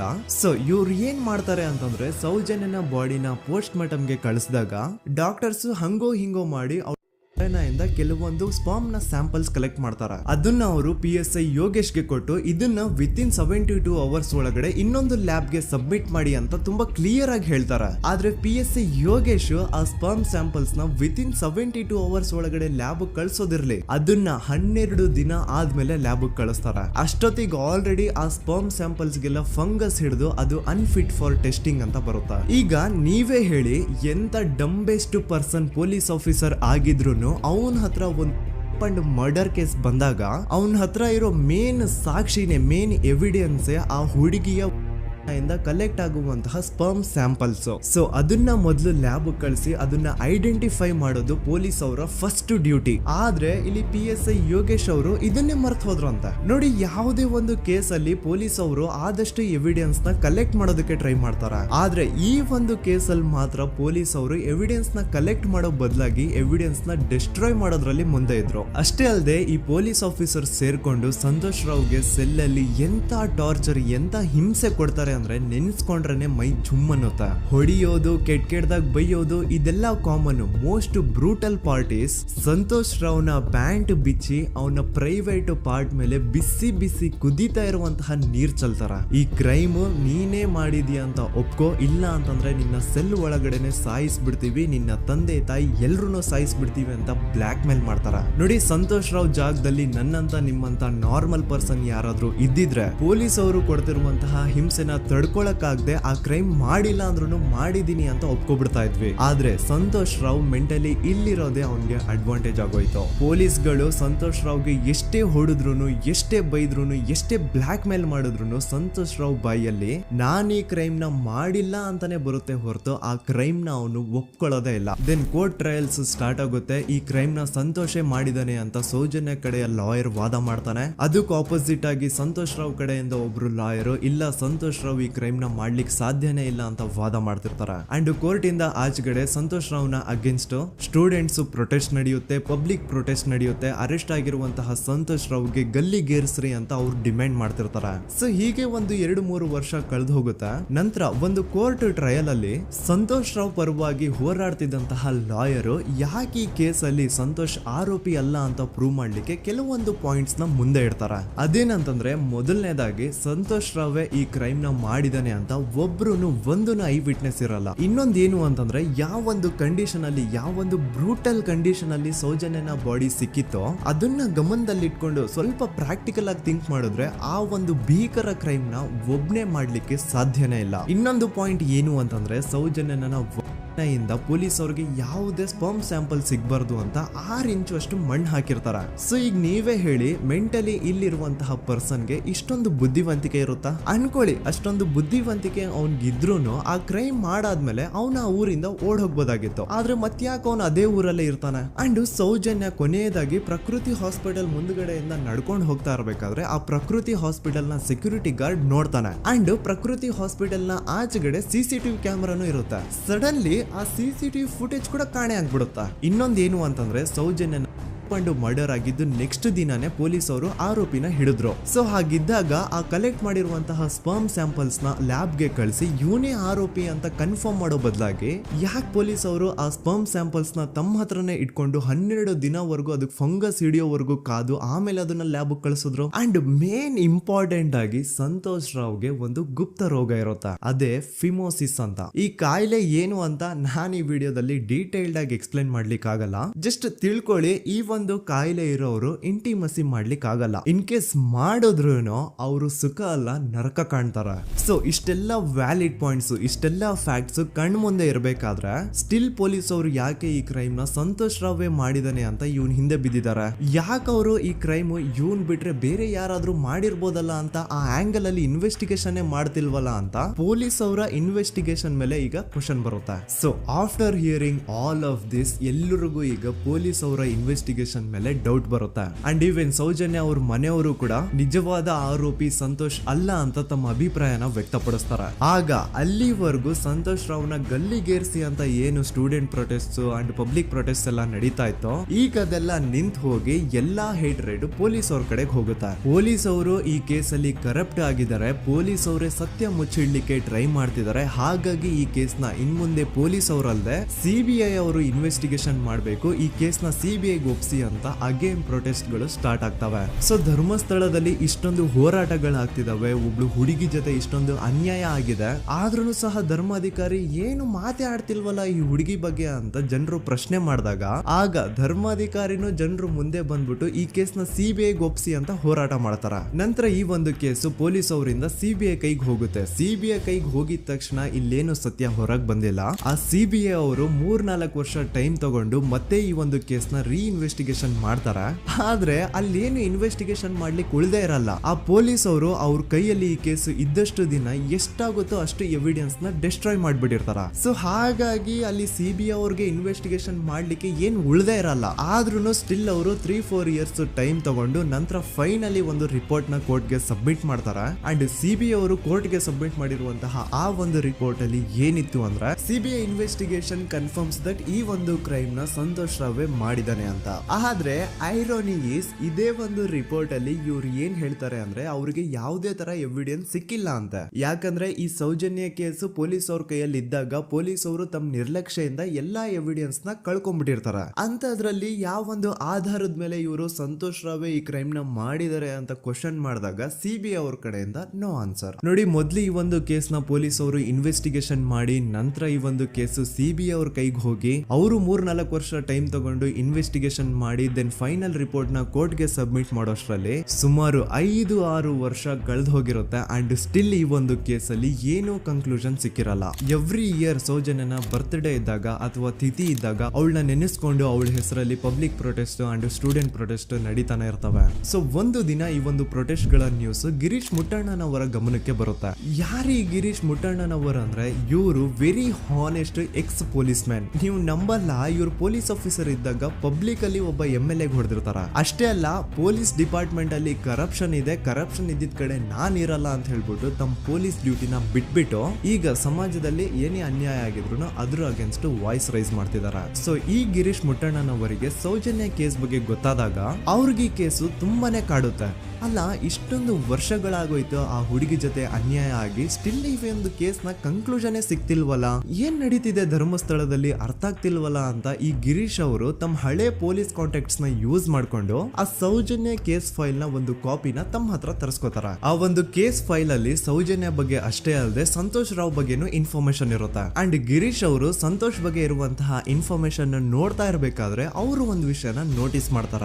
ಅದೇನಂತಂದ್ರೆ ಪೊಲೀಸ್ ಅವರು ಸಂತೋಷ್ ರಾವ್ನ ಬರೀ ಸೌಜನ್ಯ ಕೇಸಲ್ಲಿ ಒಂದೇ ಫಿಟ್ ಮಾಡಿರಲ್ಲ, ಸೌಜನ್ಯ ಸಾಯೋಕ್ಕಿಂತ 20 ದಿನ ಹಿಂದೆ ಧರ್ಮಸ್ಥಳದಲ್ಲೇ ನಡೆದಿರುವಂತಹ ಒಂದು ಕ್ರೈಮ್ ಅಲ್ಲಿನೂ ಸಹ ಸಂತೋಷ್ ರಾವ್ ಆರೋಪಿ ಅಂತ ಮೆನ್ಷನ್ ಮಾಡಿರ್ತಾರ. ಸೊ ಸೌಜನ್ಯ ಕೇಸ್ ಬಿಟ್ಟು ಆ ಇನ್ನೊಂದು ಕೇಸ್ ಯಾವುದು, ಅದಕ್ಕೂ ಸಂತೋಷ್ಗೂ ಏನ್ ಸಂಬಂಧ, ಅದ್ರಲ್ಲಿ ಯಾಕೆ ಸಂತೋಷ್ನ ಪೊಲೀಸ್ ಅವರು ಫಿಟ್ ಮಾಡಿದ್ರು ಅಂತ ಪ್ರತಿಯೊಂದು ಹೇಳ್ತೀನಿ. ಆದ್ರೆ ನಾನಿಲ್ಲಿ ಯಾರ್ದೂ ರಿಯಲ್ ನೇಮ್ಸ್ ನ ಬಳಸಲ್ಲ. ಯಾಕಂದ್ರೆ ಮುಂದೆ ಕೇಸಲ್ಲಿ ತುಂಬಾ ದೊಡ್ಡ ಪವರ್ಫುಲ್ ವ್ಯಕ್ತಿಗಳ ಹೆಸರುಗಳು ಬರ್ತವೆ. ಅಂಡ್ ನನ್ ವಿಡಿಯೋ ಯೂಟ್ಯೂಬ್ ಇಂದ ಡಿಲೀಟ್ ಆಗೋದು ನನ್ಗೆ ಇಷ್ಟ ಇಲ್ಲ. ಹಾಗಾಗಿ ನಾನಿಲ್ಲಿ ಯಾರ್ದೂ ರಿಯಲ್ ನೇಮ್ಸ್ ನ ಬಳಸ್ತಿಲ್ಲ. ಬಟ್ ಯಾರ ಬಗ್ಗೆ ಹೇಳ್ತಿದ್ದೀನಿ ಅಂತ ಒಂದ್ ಸ್ವಲ್ಪ ನೀವೇ ಅರ್ಥ ಮಾಡ್ಕೊಳ್ಳಿ. ನೋಡಿ, ಧರ್ಮಸ್ಥಳದಲ್ಲಿ ಮಾಫಿಯಾ ಕೈಂಡ್ ಆಫ್ ನಡೆಸ್ತಿರುವಂತಹ ಒಂದು ವೆರಿ ಪವರ್ಫುಲ್ ಗೌಡ್ರು ಕುಟುಂಬ ಇದೆ. ಇವ್ರ ಹತ್ರ ಬೇಜನ್ ಆಸ್ತಿ, ಬೇಜನ್ ದುಡ್ಡು, ಬೇಜನ್ ಪವರ್, ಬೇಜನ್ ಇನ್ಫ್ಲೂಯೆನ್ಸ್ ಎಲ್ಲಾನು ಇದೆ. ಆ ಊರಲ್ಲಿ ಈ ಗೌಡ್ರು ಕುಟುಂಬದ್ದು ಎಷ್ಟೊಂದು ಕಂಟ್ರೋಲ್ ಇದೆ ಅಂತಂದ್ರೆ ಅವ್ರನ್ನ ಎದುರು ಹಾಕೊಳ್ಳೋರೆ ಯಾರು ಇಲ್ಲ. ಅಂಡ್ ಈ ಒಂದು ಗೌಡ್ರು ಕುಟುಂಬ ಒಂದು ಪ್ರೈವೇಟ್ ಟ್ರಸ್ಟ್ ಹೆಸರಲ್ಲಿ ಒಂದು ವೆರಿ ಪಾಪ್ಯುಲರ್ ದೇವಸ್ಥಾನನ ಸುಮಾರು ವರ್ಷಗಳಿಂದ ತಲೆ ಮಾರುಗಳಿಂದನೂ ನಡ್ಸ್ಕೊಂಡ್ ಬಂದಿರ್ತಾರ. ಅದೇ ಒಂದು ದೇವಸ್ಥಾನದಲ್ಲಿ 60 ವರ್ಷ ವಯಸ್ಸಾಗಿರುವಂತಹ ನಾರಾಯಣ ಅನ್ನೋ ಒಬ್ಬ ವ್ಯಕ್ತಿ ಮಾವುತನಾಗಿ ಕೆಲಸ ಮಾಡ್ತಿರ್ತಾನೆ. ನಾರಾಯಣ ಅವ್ರ ತಂದೆನೂ ಅದೇ ದೇವಸ್ಥಾನದಲ್ಲಿ ಮಾವುತಾಗಿ ಕೆಲಸ ಮಾಡ್ತಾ ಇದ್ರು, ಅವ್ರ ತಂದೆನೂ ಅದೇ ದೇವಸ್ಥಾನದಲ್ಲಿ ಮಾವುತಾಗಿ ಕೆಲಸ ಮಾಡ್ತಾ ಇದ್ರು. ಸೊ ಹೀಗೆ ತಲೆ ಮಾರುಗಳಿಂದ ಮಾವುತಾಗಿನೇ ನಾರಾಯಣನ ಕುಟುಂಬ ಆ ಒಂದು ದೇವಸ್ಥಾನದಲ್ಲಿ ಕೆಲಸ ಮಾಡ್ತಾ ಇರುತ್ತೆ. ಸೊ ಒಮ್ಮೆ ತುಂಬಾ ವರ್ಷಗಳ ಹಿಂದೆ ನಾರಾಯಣ ಅವ್ರ ತಂದೆ ಆ ದೇವಸ್ಥಾನದಲ್ಲಿ ಮಾವುತಾಗಿ ಕೆಲಸ ಮಾಡ್ತಾ ಇರ್ಬೇಕಾದ್ರೆ ಆಗಿನ ದೇವಸ್ಥಾನದ ಧರ್ಮಾಧಿಕಾರಿ ಆ ಮಾವುತನ ಕೆಲ್ಸದ ಮೇಲೆ ಇರುವಂತಹ ನಿಷ್ಠೆ, ಅವನ ನಿಯತ್ತು ಅಂಡ್ ತಲೆಮಾರುಗಳಿಂದ ಅವರು ದೇವಸ್ಥಾನಕ್ಕೆ ಸಲ್ಲಿಸ್ತಿರುವಂತಹ ಸೇವೆನ ಮೆಚ್ಚಿ ಆ ಧರ್ಮಾಧಿಕಾರಿ ಆ ನಾರಾಯಣ ಅವ್ರ ತಂದೆ ಆ ಮಾವುತನಿಗೆ ಒಂದು ಜಮೀನ್ ಕೊಡ್ತಾರೆ ಆಸ್ ಎ ಗಿಫ್ಟ್ ಆಗಿ. ಸೊ ಈಗ ಫ್ಲಾಶ್ ಬ್ಯಾಕ್ ಇಂದ ಒಂದ್ ಸ್ವಲ್ಪ ಮುಂದೆ ಬರುವ 2010-11ರಲ್ಲಿ ಯಾವೊಂದು ಜಮೀನ್ ಆಗಿನ ಧರ್ಮಾಧಿಕಾರಿ ನಾರಾಯಣ ಅವ್ರ ತಂದೆಗೆ ಆಸ್ ಎ ಗಿಫ್ಟ್ ಆಗಿ ಕೊಟ್ಟಿದ್ರು, ಈಗ ನಾರಾಯಣ ಅವ್ರ ತಂದೆ ಸತ್ ಹೋಗಿ ಆ ಒಂದು ಜಮೀನು ನಾರಾಯಣ ಹೆಸರಿಗೆ ಆಗಿರುತ್ತೆ. ಅಂಡ್ ಆಗಷ್ಟೇ ಗೊತ್ತಾಗುತ್ತೆ ಆ ಜಮೀನ್ ವೆರಿ ಆಪೋಸಿಟ್ ಒಂದು ದೊಡ್ಡ ಹೈವೇ ಬರ್ತಿದೆ ಅಂಡ್ ಅದರಿಂದ ಜಮೀನ್ ರೇಟು 10 ಪಟ್ಟು ಜಾಸ್ತಿ ಆಗುತ್ತೆ ಅಂತ. ಸೊ ಈ ವಿಷಯ ಗೊತ್ತಾಗಿ ನೋಡಿ ದಾನ ಮಾಡದಂತಹ ಧರ್ಮಾಧಿಕಾರಿ ಅಂತೂ ಸತ್ ಹೋದ್ರು, ಆದ್ರೆ ಅವ್ರ ಮುಂದಿನ ಪೀಳಿಗೆ ಅವ್ರಿಗೆ ಈ ಜಮೀನ್ ಮೇಲೆ ಕಣ್ಬಿದ್ದು ನಾರಾಯಣ ಅವ್ರ ಹತ್ರ ಆ ಜಾಗನ ವಾಪಸ್ ಕೇಳ್ತಾರ. ಆದ್ರೆ ನಾರಾಯಣ ಕೊಡಲ್ಲ. ಇಲ್ಲ ನಾನ್ ಯಾಕೆ ಕೊಡ್ಲಿ, ನಮ್ ತಂದೆಯಿಂದ ಸಿಕ್ಕಿರುವಂತಹ ಜಮೀನ್ ಇದು, ನಮ್ ತಂದೆಯ ಕೊನೆ ಗುರುತು ಇದು ನನ್ನ ಹತ್ರ ಇರೋದು, ಸೊ ಇದನ್ನ ನಾನು ಯಾವುದೇ ಕಾರಣಕ್ಕೂ ಬಿಟ್ಕೊಡಲ್ಲ ಅಂತ ಆ ಗೌಡ್ರು ಕುಟುಂಬನ ನಾರಾಯಣ ಎದುರು ಹಾಕೋತಾರ. ಆಗ ಗೌಡ್ರು ಕುಟುಂಬದವ್ರಿಗೆ ಕೋಪ ಬಂದು ಅವ್ರೇನ್ ಮಾಡ್ತಾರೆ ಅಂದ್ರೆ ನಾರಾಯಣ ಮನೆಗೆ ನೀರಿನ ಸಪ್ಲೈ ಇರುತ್ತಲ್ವಾ ಅದನ್ನ ಬಂದ್ ಮಾಡ್ತಾರ, ಎಲೆಕ್ಟ್ರಿಸಿಟಿ ಸಪ್ಲೈನು ಕಟ್ ಆಫ್ ಮಾಡ್ತಾರ, ಊರಲ್ಲಿರುವಂತಹ ಎಲ್ಲಾ ಚರಂಡಿಗಳನ್ನ ಕ್ಲೀನ್ ಮಾಡಿ ಆ ಕಸ ಏನಿರುತ್ತೋ ಅದನ್ನ ತಂದು ನಾರಾಯಣ ಮನೆ ಮುಂದೆ ಹಾಕ್ತಾರ. ಇಷ್ಟೇ ಅಲ್ಲ, ನಾರಾಯಣ ಅವ್ರ ಹೆಂಡತಿ ಮಕ್ಕಳು ಎಲ್ಲಾದ್ರೂ ಆಚೆ ಹೋಗ್ತಾ ಬರ್ತಾ ಇದ್ರೆ ಅವ್ರನ್ನ ಕೆಟ್ಟದಾಗ ಬೈಯೋದು, ಹೊಡ್ಕೊಳ್ಳೋದು, ಬಡ್ಕೊಳ್ಳೋದೆಲ್ಲ ಮಾಡ್ತಿರ್ತಾರ. ಇಷ್ಟೆಲ್ಲ ಆಗ್ತಾ ಇದ್ರು ಸ್ಟಿಲ್ ನಾರಾಯಣ ಮಾತ್ರ ಆ ಜಾಗನ ಬಿಟ್ಕೊಡಲ್ಲ. ಆ ಜಾಗದಗೋಸ್ಕರ ನೀನ್ ಬೇಕಿದ್ರೆ ಇದನ್ನೆಲ್ಲ ಸಹಿಸ್ಕೊಂಡಿರಪ್ಪ, ನಮ್ ಕೈಲಂತೂ ಆಗಲ್ಲ ಅಂತ ನಾರಾಯಣನ ಹೆಂಡತಿ ಮಕ್ಕಳು ಅವನ್ನ ಬಿಟ್ಟು ಬೇರೆ ಊರಿಗೆ ಹೋಗ್ಬಿಡ್ತಾರ. ಈಗ ಮನೆಯಲ್ಲಿ ನಾರಾಯಣ ಅಂಡ್ 45 ವರ್ಷ ವಯಸ್ಸಿರುವಂತಹ ನಾರಾಯಣ ಅವ್ರ ತಂಗಿ ಯಮುನಾ ಅವ್ರು ಮಾತ್ರ ಇಬ್ರೇ ಇರ್ತಾ ಇದ್ರು. ಸೊ ಒಂದೊಳ್ಳೆ ಅವಕಾಶ ನೋಡ್ಕೊಂಡು 21 ಸೆಪ್ಟೆಂಬರ್ 2012 ಮನೆಯಲ್ಲಿ ನಾರಾಯಣ ಹಾಗೂ ಯಮುನಾ ಇರ್ಬೇಕಾದ್ರೆ ಯಾರೋ ಮನೆ ಒಳಗಡೆ ನುಗ್ಗಿ ನಾರಾಯಣನ್ಗೆ ಹೊಡೆದು ಯಮುನಾಗೂ ಸಹ ಹೊಡೆದು ನಂತರ ಅವಳು ಮಾಡಿ ದೆನ್ ನಾರಾಯಣ ಹಾಗೂ ಯಮುನನ ತಲೆನ ಒಂದು ರುಬ್ಬಗುಂಡಿಂದ ಚಚ್ಚಿ ಸಾಯಿಸ್ಬಿಡ್ತಾರ. ಈ ಕೊಲೆ ಆಗಿದ್ದು ಕಳ್ಳತನಗೋಸ್ಕರ ಅಂತ ಪೊಲೀಸ್ ಅವರು ತಮ್ಮ ರಿಪೋರ್ಟ್ ಅಲ್ಲಿ ಬರೀತಾರ. ಆದ್ರೆ ಪಾಯಿಂಟ್ ಏನ್ ಗೊತ್ತಾ, ಆ ಮನೇಲಿ ಒಂದ್ ಸ್ವಲ್ಪನೂ ಹಣ ಆಗ್ಲಿ ಅಥವಾ ಬಂಗಾರ ಆಗ್ಲಿ ಕಳ್ಳತನ ಆಗಿರಲ್ಲ. ಕಳ್ಳತನ ಆಗಿರೋದು ಕೇವಲ ಆ ಮೇನ್ ರೋಡ್ ಅಲ್ಲಿ ಇದ್ದಂತಹ ಪ್ರಾಪರ್ಟಿ ಪೇಪರ್ಸ್. ಎಂತ ಕೋಇನ್ಸಿಡೆನ್ಸ್ ನೋಡಿ, ಯಾವ ಒಂದು ಜಮೀನಿನ ಪತ್ರ ನಾರಾಯಣ ಮನೆಯಿಂದ ಕಳ್ಳತನ ಆಗಿದ್ವೋ ಅದೇ ಒಂದು ಜಮೀನಲ್ಲಿ 10 ವರ್ಷ ಆದ ನಂತರ ಒಂದು ದೊಡ್ಡ ಹೋಟೆಲ್ ಸ್ಥಾಪನೆ ಆಗುತ್ತೆ ಅಂಡ್ ಆ ಹೋಟೆಲ್ ನ ಇನಾಗ್ರೇಷನ್ ಗೆ ಚಿಕ್ಕ ಗೌಡ್ರು ಬರ್ತಾರ. ಸೊ ಈಗೇನು ನಾರಾಯಣ ಹಾಗೂ ಯಮುನನ ಕೊಲೆ ಆಗಿದ್ಯೋ ಇದಾಗಿದ್ದು 20 ದಿನ ಆದ್ಮೇಲೆ ಸೌಜನ್ಯ ಜೊತೆ ಅಂತ ನಿರ್ದಯ ಘಟನೆ ಆಗಿದ್ದು. ಸೊ ಪೊಲೀಸ್ ಅವರು ಸೌಜನ್ಯ ಕೇಸಲ್ಲಿ ಸಂತೋಷ್ ರಾವ್ನ ಫಿಟ್ ಮಾಡೋದಲ್ದೆ ಈ ಒಂದು ನಾರಾಯಣ ಹಾಗೂ ಯಮುನಾ ಕೇಸಲ್ಲೂ ಸಹ ಸಂತೋಷ್ ರಾವ್ನೆ ಫಿಟ್ ಮಾಡಿರ್ತಾರ. ಇಲ್ಲಿ ಡೇಟ್ಸ್ ನ ಸ್ವಲ್ಪ ನೆನ್ಪಿಟ್ಕೊಳ್ಳಿ. ನಾರಾಯಣ ಹಾಗೂ ಯಮುನನ ಕೊಲೆ ಆಗಿದ್ದು 21 ಸೆಪ್ಟೆಂಬರ್ 2012 ಅಂಡ್ ಸಂತೋಷ್ ರಾವ್ ಧರ್ಮಸ್ಥಳ ಬಂದಿದ್ದು 9 ಅಕ್ಟೋಬರ್ 2012, 20 ದಿನ ಆದ್ಮೇಲೆ. ಸೊ ನಾರಾಯಣ ಹಾಗೂ ಯಮುನನ ಕೊಲೆ ಆದಾಗ ಊರಲ್ಲೇ ಇಲ್ದೆ ಎಲ್ಲೋ ಶೃಂಗೇರಿಯಲ್ಲಿ ಯಾವುದೋ ಒಂದು ಹೋಟೆಲ್ ಅಲ್ಲಿ ಕೆಲಸ ಮಾಡ್ತಿದ್ದಂತಹ ಸಂತೋಷ್ ರಾವ್ ಹೇಗೆ ಈ ಒಂದು ಕೇಸಲ್ಲಿ ಆರೋಪಿ ಆಗ್ತಾನೆ? ಸೊ ಇದೇ ಒಂದು ಪಾಯಿಂಟ್ ನ ನೋಟಿಸ್ ಮಾಡಿ ಗಿರೀಶ್ ಮುಟ್ಟಣ್ಣನವರು ಧರ್ಮಸ್ಥಳಕ್ಕೆ ಬಂದು ಸಂತೋಷ್ ನ ಲಾಯರ್ ಜೊತೆ ಡಿಸ್ಕಸ್ ಮಾಡ್ತಾರ. ದೆನ್ ಫೈನಲಿ ಏನೋ ತಪ್ಪು ಮಾಡದೆ ಸುಳ್ಳು ಆರೋಪಗಳಿಂದ ಕರಪ್ಟ್ ಪೊಲೀಸ್ ಆಫೀಸರ್ಸ್ ನ ಮಿಸ್ಲೀಡಿಂಗ್ ಇನ್ವೆಸ್ಟಿಗೇಷನ್ ಇಂದ ಸಂತೋಷ್ ರಾವ್ ತನ್ನ ಜೀವನದ 8-10 ವರ್ಷನ ಜೈಲಲ್ಲಿ ಕಳೆದು ಫೈನಲಿ ರಿಲೀಸ್ ಆಗ್ತಾನೆ. ಒಂಥರ ಈ ಕೇಸಿಂದ ಸಂತೋಷ್ ರಾವ್ನ ಇಡೀ ಲೈಫ್ ಸ್ಪಾಯ್ಲ್ ಆಗೋಯ್ತು. ಈಗ ಸಂತೋಷ್ ರಾವ್ ರಿಯಲ್ ಆರೋಪಿ ಅಲ್ಲ ಅಂತ ಕೋರ್ಟ್ ಅಲ್ಲಿ ಪ್ರೂವ್ ಆಯ್ತು. ಹಾಗಿದ್ರೆ ರಿಯಲ್ ಆರೋಪಿ ಯಾರು? ಪೊಲೀಸ್ ಅವರು ಯಾಕೆ ಕೇಸಲ್ಲಿ ಇಷ್ಟೊಂದು ಅನ್ಫೇರ್ ಇನ್ವೆಸ್ಟಿಗೇಷನ್ ಮಾಡಿದ್ರು? ಯಾರ ರಿಯಲ್ ಹೆಸರನ್ನ ಮುಚ್ಚಿಡ್ಲಿಕ್ಕೆ ಪೊಲೀಸ್ ಆಫೀಸರ್ಸ್ ಈ ಒಂದು ಕೇಸಲ್ಲಿ ಸಂತೋಷ್ ರಾವ್ನ ಸಿಗ್ಹಾಕ್ಸಿದ್ರು? ಇದೆಲ್ಲ ಥಿಂಕ್ ಮಾಡ್ತಾ ಹೋದ್ರೆ ನೋಡಿ ಆ ಊರಲ್ಲಿ ಆ ಪೊಲೀಸ್ ಆಫೀಸರ್ಸ್ಗೆ ಲಂಚ ಕೊಡೋಷ್ಟು, ಒಂದು ಪೊಲೀಸ್ ಇನ್ವೆಸ್ಟಿಗೇಷನ್ ನ ಸ್ಟಾಪ್ ಮಾಡೋಷ್ಟು ಅಥವಾ ಇನ್ವೆಸ್ಟಿಗೇಷನ್ ನ ಮಿಸ್ಲೀಡ್ ಮಾಡೋಷ್ಟು ಇನ್ಫ್ಲುಯೆನ್ಸ್ ಆಗ್ಲಿ, ಪವರ್ ಆಗ್ಲಿ ಅಥವಾ ಮನಿ ಆಗ್ಲಿ ಊರಿನ ಗೌಡ್ರು ಹತ್ರ ಮಾತ್ರ ಇದ್ದಿದ್ದು. ಸೊ ಈಗ ಸಂಶಯದ ಮುಳ್ಳು ಗೌಡ್ರು ಕಡೆ ತಿರುಗುತ್ತಾ ನೋಡಿ. ಪೊಲೀಸ್ ಅವರು ಸುಮ್ನೆ ಸಂತೋಷ್ ರಾವ್ನ ನಾರಾಯಣ ಹಾಗೂ ಯಮುನಾ ಕೇಸಲ್ಲಿ ಫಿಟ್ ಮಾಡಿದ್ರು. ಈಗ ಆ ಒಂದು ಕೊಲೆ ಪ್ರಕರಣಕ್ಕೂ ಸಂತೋಷ್ ರಾವ್ಗೂ ಏನು ಸಂಬಂಧನೇ ಇರಲಿಲ್ಲ. ಹಾಗೆ ಥಿಂಕ್ ಮಾಡಿ ನಾರಾಯಣ ಸತ್ರೆ ಅಥವಾ ಅವನ ತಂಗಿ ಯಮುನಾ ಸತ್ರೆ ಯಾರಿಗ ಅಡ್ವಾಂಟೇಜ್ ಆಗುತ್ತೆ? ಊರಿನ ಗೌಡ್ರಿಗೆ, ಯಾಕಂದ್ರೆ ಅವ್ರಿಗೆ ಜಮೀನ್ ಸಿಗುತ್ತಾ. ಸೊ ಈಗ ನಾರಾಯಣ ಹಾಗೂ ಯಮುನಾ ಕೇಸಲ್ಲಿ ಸಂತೋಷ್ ರಾವ್ ಆರೋಪಿ ಅಲ್ಲ ಅಂತ ಪ್ರೂವ್ ಆದ್ಮೇಲೆ ಹಾಗಿದ್ರೆ ಆ ಕೊಲೆ ಮಾಡ್ದವ್ರು ಯಾರು ಅಂತ ಹಾಗೆ ಥಿಂಕ್ ಮಾಡಿದ್ರೆ ಗಿರೀಶ್ ಮುಟ್ಟಣ್ಣನವರಿಗೆ ಆ ಊರಿನ ಗೌಡ್ರ ಮೇಲೆ ಡೌಟ್ ಬರುತ್ತೆ. ಅದೇ ಒಂದು ಡೌಟ್ ಅಲ್ಲಿ ಗಿರೀಶ್ ಮುಟ್ಟಣ್ಣನವರು ಮಹೇಶ್ ತಿಮ್ರೊಡ್ಡಿ ಅಂತ ಇನ್ನೊಬ್ರ ಜೊತೆ ಸೇರ್ಕೊಂಡು ಈ ಹಿಂದೆ ಆ ಒಂದು ಊರಲ್ಲಿ ಆ ಧರ್ಮಸ್ಥಳದಲ್ಲಿ ಈ ಊರಿನ ಗೌಡ್ರು ಯಾವ್ದ್ಯಾವ್ದೆಲ್ಲ ಕ್ರೈಮ್ಗಳು ಮಾಡಿದಾರೆ ಅಂತ ಊರಿನ ಜನರಿಂದ ತಿಳ್ಕೊತಾರ. ನಂತರ ಆ ಊರಿನ ಜನ ಯಾವ್ದ್ಯಾವ್ದೆಲ್ಲ ಮ್ಯಾಟರ್ಸ್ ಹೇಳಿದ್ರು ಆ ಕೇಸ್ ಫೈಲ್ಸ್ ನೆಲ್ಲ ತಿರುಗಿಸಿ ಮುರುಗಿಸಿ ನೋಡಿದಾಗ ನೀವು ನಂಬಲ್ಲ, ಸೌಜನ್ಯ ಕೇಸ್ ಏನೇನು ಅಲ್ಲ, ಅದಕ್ಕಿಂತ ಭೀಕರ ಕೊಲೆಗಳು ಧರ್ಮಸ್ಥಳದಲ್ಲಿ ಆಗಿವೆ. ಅಂಡ್ ಎಲ್ಲಾ ಕೊಲೆಗಳ ಹಿಂದೆ ಗೌಡ್ರು ಕುಟುಂಬದ್ದೇ ಕೈ ಇದೆ ಅಂತ ಎದ್ದು ಕಾಣಿಸುತ್ತೆ. 1977 ವೇದಾವಲ್ಲಿ ಕೇಸ್. ಅಂಡ್ ಈ ಒಂದು ಪ್ರೈವೇಟ್ ಸ್ಕೂಲು ಬೇರೆ ಯಾರ್ದು ಅಲ್ಲ, ಆ ಗೌಡ್ರು ಕುಟುಂಬದ. ಈ ಸ್ಕೂಲ್ ಅಲ್ಲಿ 1977 ಅಲ್ಲಿ ವೇದಾವಲ್ಲಿ ಅಂತ ಒಬ್ರು ಟೀಚರ್ ವರ್ಕ್ ಮಾಡ್ತಿರ್ತಾರ. ವೇದಾವಲ್ಲಿ ಆ ಟೀಚರ್ ಜಾಬ್ಗೆ ತುಂಬಾನೇ ಓವರ್ ಕ್ವಾಲಿಫೈಡ್. ಅವರ ಕ್ವಾಲಿಫಿಕೇಶನ್ಸ್ ನ ಗಮನದಲ್ಲಿ ಇಟ್ಕೊಂಡ್ರೆ ಅವ್ರಿಗೆ HM ಅಥವಾ ಪ್ರಿನ್ಸಿಪಲ್ ನ ಪೋಸ್ಟ್ ಸಿಗ್ಬೇಕು. ಆದ್ರೂ ಸಹ ವೇದಾವಲ್ಲಿ ಆಸ್ ಎ ಟೀಚರ್ ಆಗಿನೇ ಕೆಲಸ ಮಾಡ್ಕೊಂಡು ಹೋಗ್ತಿರ್ತಾರ. ಒಮ್ಮೆ ಏನಾಗುತ್ತೆ, ಸ್ಕೂಲ್ ಅಲ್ಲಿ ಪ್ರಿನ್ಸಿಪಲ್ ನ ಪೋಸ್ಟ್ ಖಾಲಿ ಆಗುತ್ತೆ. ಅಂಡ್ ಆ ಒಂದು ಪೋಸ್ಟ್ ಗೆ ಎಲ್ರು ಏನ್ ಅನ್ಕೊಳ್ತಾರೆ, ವೇದಾವಲ್ಲಿನೇ ಸೆಲೆಕ್ಟ್ ಮಾಡೋದು ಅಂತ. ಆದ್ರೆ ವೇದಾವಲ್ಲಿಯ ಕ್ಯಾಸ್ಟ್ ಬೇರೆ ಇದೆ ಅನ್ನೋ ಒಂದೇ ಒಂದು ಕಾರಣಕ್ಕೆ ಆ ಪ್ರಿನ್ಸಿಪಲ್ ನ ಪೋಸ್ಟ್ ವೇದಾವಲ್ಲಿಗೆ ಸಿಗದೆ ಬೇರೆ ಯಾರನ್ನೋ ತಂದು ಕೂರಿಸ್ಬಿಟ್ಟಿರ್ತಾರ. ಇದರಿಂದ ಟೀಚರ್ ವೇದಾವಲ್ಲಿಗೆ ತುಂಬಾ ಕೋಪ ಬಂದು ಅವ್ರ ಸ್ಕೂಲ್ ಮುಂದೆ ಪ್ರೊಟೆಸ್ಟ್ ಮಾಡೋದ್ ಸ್ಟಾರ್ಟ್ ಮಾಡ್ತಾರ. ಅಂಡ್ ಈ ವಿಷಯ ಸ್ಕೂಲ್ ನ ಓನರ್ಸ್ ಗೆ ಇಷ್ಟ ಆಗಲ್ಲ. ಸೊ ಅವರು ಆ ಕೋಪನ ಹಾಗೆ ಮನ್ಸಲ್ಲಿ ಇಟ್ಕೊಂಡಿರ್ತಾರ. ಒಮ್ಮೆ ಏನಾಗುತ್ತೆ, ಸ್ಕೂಲ್ ರಜೆ ಇರುತ್ತೆ, ವೇದಾವಲ್ಲಿ ಮನೇಲಿ ಇರ್ತಾರ. ಅಂಡ್ ಅವ್ರ ಹಸ್ಬೆಂಡ್ ಡಾಕ್ಟರ್ ಅರಳೆ ಅವ್ರಿಗೆ ಯಾವ್ದೋ ಬೇರೆ ಊರಲ್ಲಿ ಒಂದು ಕಾಲೇಜ್ ಅಲ್ಲಿ ಸೆಮಿನಾರ್ ಏನೋ ಇರುತ್ತೆ. ಸೊ ಅವರು ಅಲ್ಲಿಗೆ ಹೋಗಿರ್ತಾರೆ. ಈಗ ಮನೇಲಿ ಇರೋದು ವೇದಾವಲ್ಲಿ ಒಂದೇ. ಇದೇ ಒಂದು ಅವಕಾಶನ ನೋಡ್ಕೊಂಡು ಯಾರೋ ವೇದಾವಲ್ಲಿ ಅವ್ರ ಮನೆಗೆ ನುಗ್ಗಿ ವೇದಾವಲ್ಲಿಗೆ ಹೊಡೆದು ನಂತರ ಅವ್ರನ್ನ ಜೀವಂತವಾಗಿ ಸುಟ್ಬಿಡ್ತಾರ. ಸ್ವಲ್ಪ ಹೊತ್ತು ನಂತರ ರಾತ್ರಿ ಆಗ್ತಿದ್ದಂಗೆ ಡಾಕ್ಟರ್ ಅರಳೆ ಅವರು ಮನೆಗೆ ವಾಪಸ್ ಬರ್ತಾರೆ. ಅಂಡ್ ಮನೆ ಒಳಗಡೆ ಬಂದ್ ನೋಡಿದ್ರೆ ವೇದಾವಲ್ಲಿ ಅವರು ಸತ್ ಹೋಗಿ ಅವರ ಬಾಡಿ ಸುಟ್ ಹೋಗಿ ನೆಲದ ಮೇಲೆ ಬಿದ್ದಿದೆ. ಹೆಂಡತಿನ ಕಳ್ಕೊಂಡಿರುವಂತಹ ದುಃಖನ ಸೈಡ್ಗೆ ಇಟ್ಟು ಡಾಕ್ಟರ್ ಅರಳೆ ಅವರು ಮೊದ್ಲು ಪೊಲೀಸ್ ಸ್ಟೇಷನ್ ಹೋಗ್ಬಿಟ್ಟು ನಮ್ ಮನೆಗೆ ನಾನು ಇಲ್ದೇ ಇರುವಂತಹ ಸಮಯನ ನೋಡ್ಕೊಂಡು ಯಾರೋ ಮನೆ ಒಳಗಡೆ ನುಗ್ಗಿ ನನ್ನ ಹೆಂಡತಿನ ಹೊಡೆದು ನಂತರ ಅವಳನ್ನ ತುಂಬಾ ಭೀಕರವಾಗಿ ಸಾಯಿಸಿದ್ದಾರೆ ಅಂತ ಪೊಲೀಸ್ ಅವ್ರಿಗೆ ರಿಪೋರ್ಟ್ ಕೊಡಕ್ ಹೋದ್ರೆ ಅಲ್ಲಿ ಪೊಲೀಸ್ ಅವರು ಉಲ್ಟಾ ಡಾಕ್ಟರ್ ಅರಳೆ ಮೇಲೆನೆ FIR ಬರ್ದು ನೀನೇ ನಿನ್ ಹೆಂಡತಿನ ಸಾಯಿಸಿದ್ಯಾ, ನಾಟಕ ಮಾಡಬೇಡ ಅಂತ ಅವ್ರನ್ನೇ ಅರೆಸ್ಟ್ ಮಾಡ್ಬಿಡ್ತಾರ. ನಂತರ 2-3 ವರ್ಷ ಜೈಲಲ್ಲೇ ಇದ್ದು ಡಾಕ್ಟರ್ ಅರಳೆ ಅವರು ತಮ್ಮ ಫ್ರೆಂಡ್ಸ್ ಅಂಡ್ ಫ್ಯಾಮಿಲಿ ಮೂಲಕ ಎವಿಡೆನ್ಸ್ ನೆಲ್ಲ ಕಲೆಕ್ಟ್ ಮಾಡಿಸಿ ತಾನ ಕೊಲೆನ ಮಾಡಿಲ್ಲ, ತಾನು ತನ್ನ ಹೆಂಡತಿನ ಸಾಯಿಸಿಲ್ಲ ಅಂತ ಕೋರ್ಟ್ ಅಲ್ಲಿ ಪ್ರೂವ್ ಮಾಡ್ಕೊಂಡು ಜೈಲಿಂದ ರಿಲೀಸ್ ಆಗ್ತಾರ. ಸೊ ಈಗ ಡಾಕ್ಟರ್ ಅರಳೆ ಅವರು ಈ ಒಂದು ಕ್ರೈಮ್ ನ ಮಾಡಿಲ್ಲ ಅಂತಂದ್ರೆ ವೇದಾವಲ್ಲಿನ ಅಷ್ಟು ಭೀಕರವಾಗಿ ಸಾಯಿಸಿದವ್ರು ಯಾರು, ಈ ವಿಷಯ ಇವತ್ತಿನವರೆಗೂ ಗೊತ್ತಾಗಿಲ್ಲ.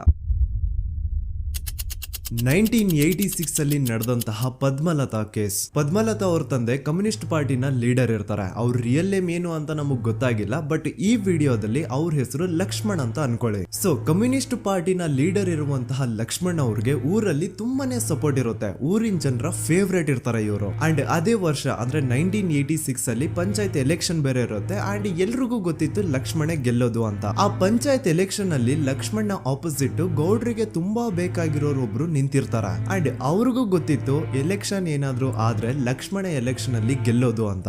ಸೊ ಎಲ್ಲಿ ಸೋತೋಗ್ಬಿಡ್ತೀವೋ ಅನ್ನೋ ಭಯಕ್ಕೆ ಆ ಗೌಡ್ರು ಕಡೆ ಅವ್ರು ಏನ್ ಮಾಡ್ತಾರೆ, ಲಕ್ಷ್ಮಣ್ನ ಅಪ್ರೋಚ್ ಮಾಡಿ ಮುಚ್ಕೊಂಡು ಈ ಪಂಚಾಯತ್ ಎಲೆಕ್ಷನ್ ಅಲ್ಲಿ ನಿನ್ ನಾಮಿನೇಷನ್ ನ ಕ್ಯಾನ್ಸಲ್ ಮಾಡು ಅಂತ ವಾರ್ನಿಂಗ್ ಕೊಡ್ತಾರ.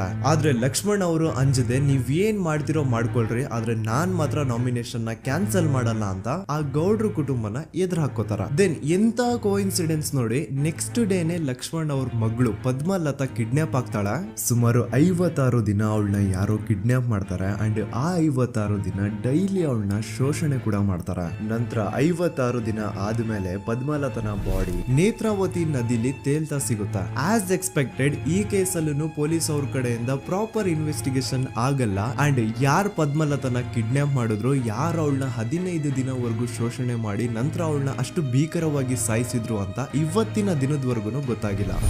ಮತ್ತೆ ನಮಗೆ ಗೊತ್ತಾದದು 22ಕ್ಕೆ ಸ್ಕೂಲ್ ಡೇ 56 ದಿನ ಕಳೆದು ಹೊಳೆಯಲ್ಲಿ ಹೆಣ ಉಂಡು ಅಂತ ಕೇಳಿ ಪೊಲೀಸಿನವರು ಬರುವಾಗ ಬಂದು ಹೇಳುವಾಗ ನಮಗೆ ಗೊತ್ತಾಗ ಅವರು ನನ್ನನ್ನು ಕರ್ಕೊಂಡು ಹೋಗಿ ಅಲ್ಲಿಗೆ ಹೋಗಿವೆ. ಇನ್ನೊಂದು ಲಾಸ್ಟ್ ಕೇಸ್ ಇದೆ, ಇದು ಅರ್ಲಿ 2000 ಅಲ್ಲಿ ನಡೆದಿರೋದು. ಇವ್ರದ್ದು ಅಷ್ಟಾಗಿ ಡೀಟೇಲ್ಸ್ ನಾನು ಹೇಳಲ್ಲ, ಜಸ್ಟ್ ಮೇಲ್ ಹೇಳ್ತೀನಿ. 2000 ಇಸ್ವಿಯಲ್ಲಿ ಧರ್ಮಸ್ಥಳದಲ್ಲಿ 2 ಫಿನಾನ್ಸ್ ಬ್ಯಾಂಕ್ ಇರ್ತಾವೆ. ಒಂದು ಅಗೇನ್ ರಿಯಲ್ ನೇಮ್ ತಗೊಳ್ಳೋದು ಬೇಡ, ಲೈಕ್ ಜಸ್ಟ್ ಸಹಕಾರ ಗ್ರಾಮೀಣ ಬ್ಯಾಂಕ್ ಅನ್ಕೊಳ್ಳಿ. ಅಂಡ್ ಇನ್ನೊಂದು ಬಂದ್ಬಿಟ್ಟು ಫೈನಾನ್ಸ್ ಪ್ರೈವೇಟ್ ಲಿಮಿಟೆಡ್ ಬಂದು ಗೌಡ್ರು ಕುಟುಂಬ ಅವ್ರಿಗೆ ಸೇರಿದ್ದು. ಆ ಕಡೆ ಇವ್ರ ಆಪೋಸಿಟ್ ಏನದು ಗ್ರಾಮೀಣ ಬ್ಯಾಂಕ್ ಇತ್ತು, ಅದರಲ್ಲಿ ಒಬ್ಬ ಮ್ಯಾನೇಜರು ಬಡವ್ರಿಗೆ ಸಹಾಯ ಆಗ್ಲಿ ರೈತರಿಗೆ ಸಹಾಯ ಆಗ್ಲಿ ಅಂತ ತುಂಬಾ ಕಡಿಮೆ ಬಡ್ಡಿಗೆ ಲೋನ್ ಕೊಡ್ತಿರ್ತಾನೆ. ಇದ್ರಿಂದಾಗಿ ಧರ್ಮಸ್ಥಳದಲ್ಲಿ ಆಲ್ಮೋಸ್ಟ್ ಎಲ್ಲಾ ಕಸ್ಟಮರ್ಸ್ ಆ ಗ್ರಾಮೀಣ ಬ್ಯಾಂಕ್ ಕಡೆಗೆ ಹೋಗ್ತಿರ್ತಾರೆ, ಪ್ರೈವೇಟ್ ಲಿಮಿಟೆಡ್ ಕಡೆಗೆ ಯಾರು ಬರ್ತಿರಲ್ಲ. ಇದ್ರಿಂದ ಗೌಡ್ರಿಗೆ ಲಾಸ್ ಆಗ್ತಿರುತ್ತ. ಸೊ ಅವ್ರೇನ್ ಮಾಡ್ತಾರೆ, ಆ ಗ್ರಾಮೀಣ ಬ್ಯಾಂಕ್ ನ ಮ್ಯಾನೇಜರ್ ಏನಿದ್ನೋ ಅವನ್ಗೆ ಒಂದು ಸ್ವೀಟ್ ವಾರ್ನಿಂಗ್ ಕೊಡ್ತಾರ. ಮುಚ್ಕೊಂಡು ಇನ್ಮೇಲೆಯಿಂದ ನಿನ್ ಲೋನ್ಸ್ ಕೊಡೋದನ್ನ ನಿಲ್ಸ್ಬಿಡು, ಇನ್ ಕೇಸ್ ಲೋನ್ ಕೊಟ್ರು ನಾವ್ ಯಾವ ಇಂಟ್ರೆಸ್ಟ್ ರೇಟ್ ಗೆ ಲೋನ್ ನ ಕೊಡ್ತಾ ಇದೀವೋ ಅದೇ ರೇಟ್ ಗೆ ನೀನು ಕೊಡುವ ಅಂತ ಫೋರ್ಸ್ ಮಾಡ್ತಾರ. ಆದ್ರೆ ಆ ಗ್ರಾಮೀಣ ಬ್ಯಾಂಕ್ ನ ಮ್ಯಾನೇಜರ್ ಇದ್ಯಾವುದನ್ನು ಕಿವಿಗೆ ಹಾಕೊಳ್ಳಾರ್ದೆ ಅವ್ನ್ ಕೆಲಸ ಅವ್ನ್ ಮಾಡ್ಕೊಂಡು ಹೋಗ್ತಾನ. ದೆನ್ ಸಡನ್ಲಿ ಒಂದು ದಿನ ಬ್ಯಾಂಕ್ ಮ್ಯಾನೇಜರ್ ನ ಹೆಂಡತಿನ ಮನೆ ಒಳಗಡೆನೆ ನುಗ್ಗಿ ಯಾರು ಮಾಡಿ ತುಂಬಾ ಭೀಕರವಾಗಿ ಸಾಯಿಸ್ಬಿಡ್ತಾರ. ಇದ್ರ ರಿಗಾರ್ಡಿಂಗ್ ಆ ಬ್ಯಾಂಕ್ ಮ್ಯಾನೇಜರ್ ಪೊಲೀಸ್ ಸ್ಟೇಷನ್ ಅಲ್ಲಿ ಕಂಪ್ಲೇಂಟ್ ಕೊಡಕ್ ಹೋದ್ರೆ ಪೊಲೀಸ್ ಅವರು ಉಲ್ಟಾ ಆ ಬ್ಯಾಂಕ್ ಮ್ಯಾನೇಜರ್ ಹೆಸರಲ್ಲೇ FIR ಬರ್ದು ನೀನೇ ನಿನ್ ಹೆಂಡತಿನ ಸಾಯಿಸಿದ್ಯಾ ಅಂತ ಅವನ್ನೇ ಅರೆಸ್ಟ್ ಮಾಡ್ಬಿಡ್ತಾರ. ನಂತರ 1-2-3 ವರ್ಷ ಆ ಬ್ಯಾಂಕ್ ಮ್ಯಾನೇಜರ್ ಜೈಲಲ್ಲಿ ಇರ್ತಾನೆ. ಅದಾದ್ಮೇಲೆ ಅವನ ಕ್ರೈಮ್ ನ ಮಾಡಿಲ್ಲ ಅಂತ ಕೋರ್ಟ್ ಅಲ್ಲಿ ಪ್ರೂವ್ ಆಗುತ್ತೆ. ಆದ್ರೆ ರಿಯಲ್ ಕ್ರೈಮ್ ಮಾಡಿದವರು ಯಾರು ಅಂತ still it's A question mark. And ಇನ್ನೊಂದು ನಾರಾಯಣ ಅಂಡ್ ಯಮುನಾ ಕೇಸ್ ಬಗ್ಗೆ ಅಂತೂ ನಾನು ಆಗ್ಲೇ ನಿಮ್ಗೆ ಎಕ್ಸ್ಪ್ಲೇನ್ ಮಾಡಿದೆ. ಸೊ ಎಂತಹ ಕೋ ಇನ್ಸಿಡೆಂಟ್ಸ್ ಗಳು ನೋಡಿ, ಯಾರೆಲ್ಲ ಆ ಧರ್ಮಸ್ಥಳದಲ್ಲಿ ಗೌಡ್ರು ಕುಟುಂಬನ ಎದುರಾಕೊಂಡಿದಾರೋ ಅವ್ರ ಜೀವನದಲ್ಲಿ ಏನೋ ಒಂದು ತುಂಬಾ ದೊಡ್ಡ ದುರಂತ ನಡೆದು ಹೋಗುತ್ತೆ. ಅಂಡ್ ಸರ್ಪ್ರೈಸಿಂಗ್ಲಿ ಅವ್ರ ಕೇಸಲ್ಲಿ ಪೊಲೀಸ್ ಅವ್ರ ಕಡೆಯಿಂದ ಪ್ರಾಪರ್ ಇನ್ವೆಸ್ಟಿಗೇಷನ್ ಆಗಲ್ಲ. ಅಂಡ್ ಯಾರ ಕ್ರೈಮ್ ನ ಮಾಡಿದ್ರು ಅಂತ ಯಾವತ್ತೂ ಹೊರಗ್ ಬರೋದೇ ಇಲ್ಲ. ಸೊ ಈ ಗೌಡ್ರು ಕುಟುಂಬದವರು ಧರ್ಮಸ್ಥಳದಲ್ಲಿ ಬೇಜನ್ ಕರ್ಮಕಾಂಡಗಳನ್ನ ಮಾಡಿದ್ದಾರೆ. ಅಂಡ್ ಅವ್ರ ಪವರ್ ಅಂಡ್ ಅವ್ರಿಗಿರುವಂತಹ ಇನ್ಫ್ಲೂಯೆನ್ಸ್ ಇಂದ ಆ ಎಲ್ಲಾ ಕೇಸ್ ನ ಮುಚ್ಚಾಕಿದ್ದಾರೆ ಅಂತ ಮಹೇಶ್ ಹಾಗೂ ಗಿರೀಶ್ ಮುಟ್ಟಣ್ಣನವರ ಹೇಳಿಕೆ ಆಗಿದೆ. ಸೊ ಗೌಡ್ರು ಫ್ಯಾಮಿಲಿನ ಟ್ರ್ಯಾಕ್ ರೆಕಾರ್ಡ್ ನೋಡಿದ್ರೆ ಧರ್ಮಸ್ಥಳದಲ್ಲಿ ಒಂದು ಹುಡುಗಿನ ರೇಪ್ ಅಂಡ್ ಮರ್ಡರ್ ಮಾಡಿ ದೆನ್ ಪೊಲೀಸ್ ಅವ್ರಿಗೆ ಲಂಚ ಕೊಟ್ಟು ಇನ್ವೆಸ್ಟಿಗೇಷನ್ ನ ಮಿಸ್ಲೀಡ್ ಮಾಡೋಷ್ಟು ಪವರ್ ಇನ್ಫ್ಲೂಯೆನ್ಸ್ ಈ ಗೌಡ್ರು ಕುಟುಂಬಕ್ಕೆ ಮಾತ್ರ ಇರೋದು. ಈಗ ಸಂತೋಷ್ ರಾವ್ ಅಂತೂ ಸೌಜನ್ಯ ಕೇಸಲ್ಲಿ ಆರೋಪಿ ಅಲ್ಲ ಅಂತ ಪ್ರೂವ್ ಆಯ್ತು. ಹಾಗಿದ್ರೆ ರಿಯಲ್ ಆರೋಪಿ ಯಾರು? ನೆನಪು ಮಾಡ್ಕೊಳ್ಳಿ, 11 ಅಕ್ಟೋಬರ್ 2012 ಸಂಜೆ 5 ಗಂಟೆ ಹಾಗೆ ಬಾಹುಬಲಿ ಬೆಟ್ಟದಲ್ಲಿ ಸಂತೋಷ್ ರಾವ್ ತನ್ನ ಪಾಡಿಗೆ ತಾನು ಸೀನರೀಸ್ ನ ಎಂಜಾಯ್ ಮಾಡ್ಕೊಂಡು ಸುಮ್ನೆ ಕೂತಿರ್ಬೇಕಾದ್ರೆ ಅವನ ಹತ್ರ 5 ಜನ ಕಿಡಿಗೇಡಿಗಳು ಬಂದು ಜಗಳ ತೆಗಿತಾರ. ಆ 5 ಜನ ಕಿಡಿಗೇಡಿಗಳು ಯಾರು ಅಂತ ನಾನು ಇಲ್ಲಿವರೆಗೂ ನಿಮ್ಗೆ ಹೇಳಿಲ್ಲ. ಸೊ ಅವರು ಬೇರೆ ಯಾರು ಅಲ್ಲ, ಚಿಕ್ಕ ಗೌಡ್ರು ಮಗ ನಿಶಾಂತ್ ಜೈನ್ ನ ವೆರಿ ಕ್ಲೋಸ್ ಫ್ರೆಂಡ್ಸ್. ಅವ್ರ ದಣಿ ಮಾಡಿರುವಂತಹ ಕ್ರೈಮ್ ಅಲ್ಲಿ ಬೇರೆ ಯಾರನ್ನಾದ್ರೂ ಸಿಗಿಸ್ಬೇಕಲ್ಲ ಅಂತ ಇವ್ರು ಬಕ್ರ ಹುಡುಕ್ತಾ ಇರ್ಬೇಕಾದ್ರೆ ಆಗ ಇವ್ರಿಗೆ ಸಿಗೋದೆ ಸಂತೋಷ್ ರಾವ್. ಅಗೇನ್ ಇನ್ನೊಂದು ಎಂತ ಕೋಇನ್ಸಿಡೆನ್ಸ್ ನೋಡಿ, ಸಂತೋಷ್ ರಾವ್ ಸೌಜನ್ಯ ಕೇಸಲ್ಲಿ ಅರೆಸ್ಟ್ ಆದ ನಂತರ ಚಿಕ್ಕ ಗೌಡ್ರು ಮಗ ನಿಶಾಂತ್ ಜೈನ್ ದೇಶನೇ ಬಿಟ್ಟು ಹೋಗ್ಬಿಡ್ತಾನೆ. ಈ ಕೇಸಲ್ಲಿ ಚಿಕ್ಕ ಗೌಡ್ರು ಮಗ ಇನ್ವಾಲ್ವ್ಮೆಂಟ್ ಇದೆ ಅಂತ ಯಾರಿಗೂ ಡೌಟೇ ಬರ್ತಾ ಇರ್ಲಿಲ್ಲ. ಡೌಟ್ ಯಾವಾಗ ಬಂತು ಅಂದ್ರೆ ಆ 5 ಜನ ಕಿಡಿಗೇಡಿಗಳು ಯಾರು ಸಂತೋಷ್ನ ಈ ಒಂದು ಕೇಸಲ್ಲಿ ಸಿಗಾಕ್ಸಿದ್ರು ಆ 5 ಜನರಲ್ಲಿ ಒಬ್ಬ ರವಿ ಪೂಜಾರಿ ಅಂತಾನು ಇರ್ತಾನೆ. ಅವನ್ಗೆ ತಾನು ತಪ್ಪು ಮಾಡಿದೀನಿ ಅಂತ ಗಿಲ್ಟ್ ಕಾಡುತ್ತೋ ಅಥವಾ ಬೇರೆ ಏನೋ ಗೊತ್ತಿಲ್ಲ, ಆದ್ರೆ ಅವನೇ ಸ್ವತಃ ಪೊಲೀಸ್ ಅವ್ರ ಹತ್ರ ಹೋಗ್ಬಿಟ್ಟು ಸೌಜನ್ಯ ಕೇಸಲ್ಲಿ ನಿಜವಾದ ಆರೋಪಿ ಸಂತೋಷ್ ಅಲ್ಲ ಕಂಡ್ರು, ಅವನ್ನ ಸುಮ್ನೆ ಸಿಗಾಕ್ಸಿರೋದಷ್ಟೇ, ನಿಜವಾದ ಆರೋಪಿಗಳು ಚಿಕ್ಕ ಗೌಡ್ರು ಮಗ ನಿಶಾಂತ್ ಜೈನ್ ಅಂಡ್ ಅವನ್ ಫ್ರೆಂಡ್ಸ್ ಸೂರಜ್, ಕಿರಣ್ ಅಂಡ್ ಕಣ್ಮಣಿ ಅಂತ. ಈ ಎಲ್ಲಾ ವಿಷಯನ ರವಿ ಪೂಜಾರಿ ಪೊಲೀಸ್ ಅವ್ರಿಗೆ ತಿಳಿಸ್ತಾನೆ. ಅಗೇನ್ ಎಂತ ಒಂದು ಕೋಇನ್ಸಿಡೆನ್ಸ್ ನೋಡಿ, ಈ ವಿಷಯಗಳನ್ನ ಊರಿನ ಜನರು ಮುಂದೆ ಹೇಳಿದಂತಹ ರವಿ ಪೂಜಾರಿ ಆಕಸ್ಮಿಕವಾಗಿ ಸತ್ತು ಹೋಗ್ಬಿಡ್ತಾನೆ. ಇವನು ಹೇಳಿದ್ದು ನಿಜ ಅಂತ ಜನರಿಗೆ ಯಾವಾಗ ಕನ್ಫರ್ಮ್ ಆಗುತ್ತೆ ಅಂದ್ರೆ ಸೌಜನ್ಯಗೆ ತುಂಬಾ ಹತ್ರವಾದವ್ರು ಒಬ್ರು ಯಶೋಧ ಅನ್ನೋರು ಕೋರ್ಟ್ ಅಲ್ಲಿ ಬಂದ್ಬಿಟ್ಟು ಸೌಜನ್ಯ ಕೊಲೆ ಆಗಿದ್ದ ದಿನ ಆ ಒಂದು ಸ್ಪಾಟ್ ಅಲ್ಲಿ ನಾನು ಈ 3 ಜನರನ್ನ ನೋಡಿದ್ದೆ ಅಂತ ಸಾಕ್ಷಿ ಹೇಳ್ತಾರೆ. ಈಗ ಎಲ್ಲಾ ಡಾಟ್ಸ್ ನ ಕನೆಕ್ಟ್ ಮಾಡ್ತಾ ಹೋದ್ರೆ ಸೌಜನ್ಯ ಕೇಸ್ ಒಂದೇ ಅಲ್ಲ, ನಾರಾಯಣ ಹಾಗೂ ಯಮುನಾ ಕೇಸಲ್ಲೂ, ವೇದವಲ್ಲಿ ಕೇಸಲ್ಲೂ, ಆ ಬ್ಯಾಂಕ್ ಮ್ಯಾನೇಜರ್ ನ ಕೇಸಲ್ಲೂ ಹಾಗೂ ಪದ್ಮಲತಾ ಕೇಸಲ್ಲೂ ಸೀದಾ ಡೈರೆಕ್ಟ್ ಡೌಟ್ ಬರೋದೆ ಊರಿನ ಗೌಡ್ರ ಮೇಲೆ. I really want to appreciate Kudla rampage YouTube channel, third eye YouTube channel, Girish ಮುಟ್ಟಣ್ಣನವರು ಸರ್ ಹಾಗೂ ಮಹೇಶ್ ಅವರು ಅಂಡ್ ಆಲ್ ಅದರ್ಸ್. ಇವರ ಕಾನ್ಸ್ಟೆಂಟ್ ಎಫರ್ಟ್ಸ್ ಇಂದಾನೆ ಸತ್ಯ ಏನಂತ 1 by 1 ಹೊರಗೆ ಬರ್ತಿದೆ and they are trying their level best to catch real criminals. At present Soujanya case ಬಗ್ಗೆ ಅಪ್ಡೇಟ್ ಏನು ಅಂತಂದ್ರೆ ಹೈಕೋರ್ಟ್ ವರೆಗೂ ಈ ಒಂದು ಕೇಸ್ ಹೋಗಿದೆ ಅಂಡ್ ಈ ಕೇಸಲ್ಲಿ ಈಗ ಇನ್ನೊಮ್ಮೆ ಮತ್ತೆ ಫ್ರೆಶ್ ಆಗಿ ರೀಇನ್ವೆಸ್ಟಿಗೇಷನ್ ಸ್ಟಾರ್ಟ್ ಆಗಬೇಕು ಅಂತ ಹೋರಾಟ ನಡೀತಿದೆ. ಸುದೂತ ಪ್ರಜೆಗಳೇ, ಇದಾಗಿತ್ತು ಸೌಜನ್ಯ ಕೇಸ್ ಬಗ್ಗೆ ನಮ್ಮ ಒಂದು ಡೀಟೇಲ್ಡ್ ವಿಡಿಯೋ. ಈ ವಿಡಿಯೋದಲ್ಲಿ ನನ್ನಿಂದ ಎಲ್ಲಾದ್ರೂ ಏನಾದ್ರೂ ಚಿಕ್ಕ ಪುಟ್ಟ ಇನ್ಫಾರ್ಮೇಶನ್ ಮಿಸ್ ಆಗಿದ್ರೆ ಅಥವಾ ಮಿಸ್ಟೇಕ್ ಆಗಿದ್ರೆ ಅದನ್ನ ದಯವಿಟ್ಟು ಕಮೆಂಟ್ ಸೆಕ್ಷನ್ ಅಲ್ಲಿ ಹೈಲೈಟ್ ಮಾಡಿ. ಈ ವಿಡಿಯೋ ಯಾವಾಗ ಯೂಟ್ಯೂಬ್ ಇಂದ ಡಿಲೀಟ್ ಆಗುತ್ತೋ ನನ್ಗಂತೂ ಗೊತ್ತಿಲ್ಲ. ಸೊ ಪ್ಲೀಸ್ ಆದಷ್ಟು ಬೇಗ ಇದನ್ನ ಎಲ್ಲಾ ಕಡೆ ಶೇರ್ ಮಾಡಿ. ಓಕೆ ಪ್ರಜೆಗಳೇ, ಇವತ್ತಿಗಿಷ್ಟು ಸಾಕು ಅನ್ಕೊಳ್ತೀನಿ. ನಾನು ನಿಮ್ಮ ದೂತ ಸಮೀರ್ MD. ಮತ್ತೆ ಸಿಗ್ತೇನೆ ನೆಕ್ಸ್ಟ್ ವಿಡಿಯೋದಲ್ಲಿ.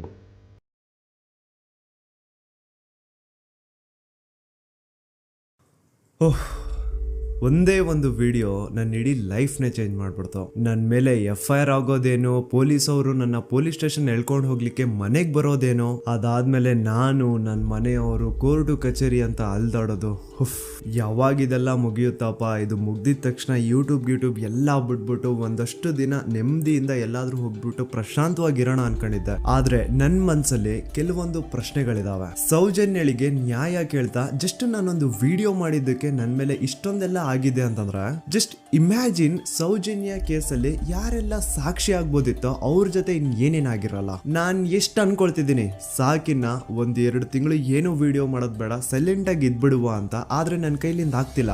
ಯಾವುದೋ ಒಂದು ಸರ್ವಶಕ್ತಿ ನನ್ನ ಮನ್ಸೊಳಗಡೆ ಈ ಪ್ರಶ್ನೆನ ಹಾಕಿ ಇದ್ರ ಬಗ್ಗೆ ಮಾತಾಡುವಂತಿದೆ. ಮೊದ್ಲೇ ಹೇಳ್ಬಿಡ್ತೀನಿ, ಈ ವಿಡಿಯೋ ಯಾವುದೇ ಜಾತಿ, ಧರ್ಮ, ದೇವಸ್ಥಾನಕ್ಕೆ ಸಂಬಂಧಪಟ್ಟಿಲ್ಲ. ಈ ವಿಡಿಯೋದಲ್ಲಿ ನಾನು ಕೇವಲ ಸೌಜನ್ಯ ಕೇಸ್ ಬಗ್ಗೆ ಮಾತಾಡ್ತಿದ್ದೇನೆ. ಸೌಜನ್ಯ ಕೇಸಲ್ಲಿ ಯಾವುದೆಲ್ಲ ಯಾರೆಲ್ಲ ಸಾಕ್ಷಿ ಆಗ್ಬೋದಿತ್ತೋ ಅದೆಲ್ಲ ಹೇಗ್ ನಾಶ ಆಯ್ತು ಅನ್ನೋದನ್ನ ತಿಳಿಸ್ಕೊಡ್ತೇನೆ.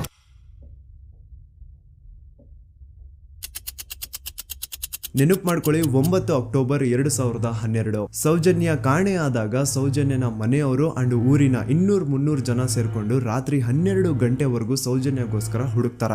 ಆದ್ರೆ ಸೌಜನ್ಯ ಸಿಗಲ್ಲ.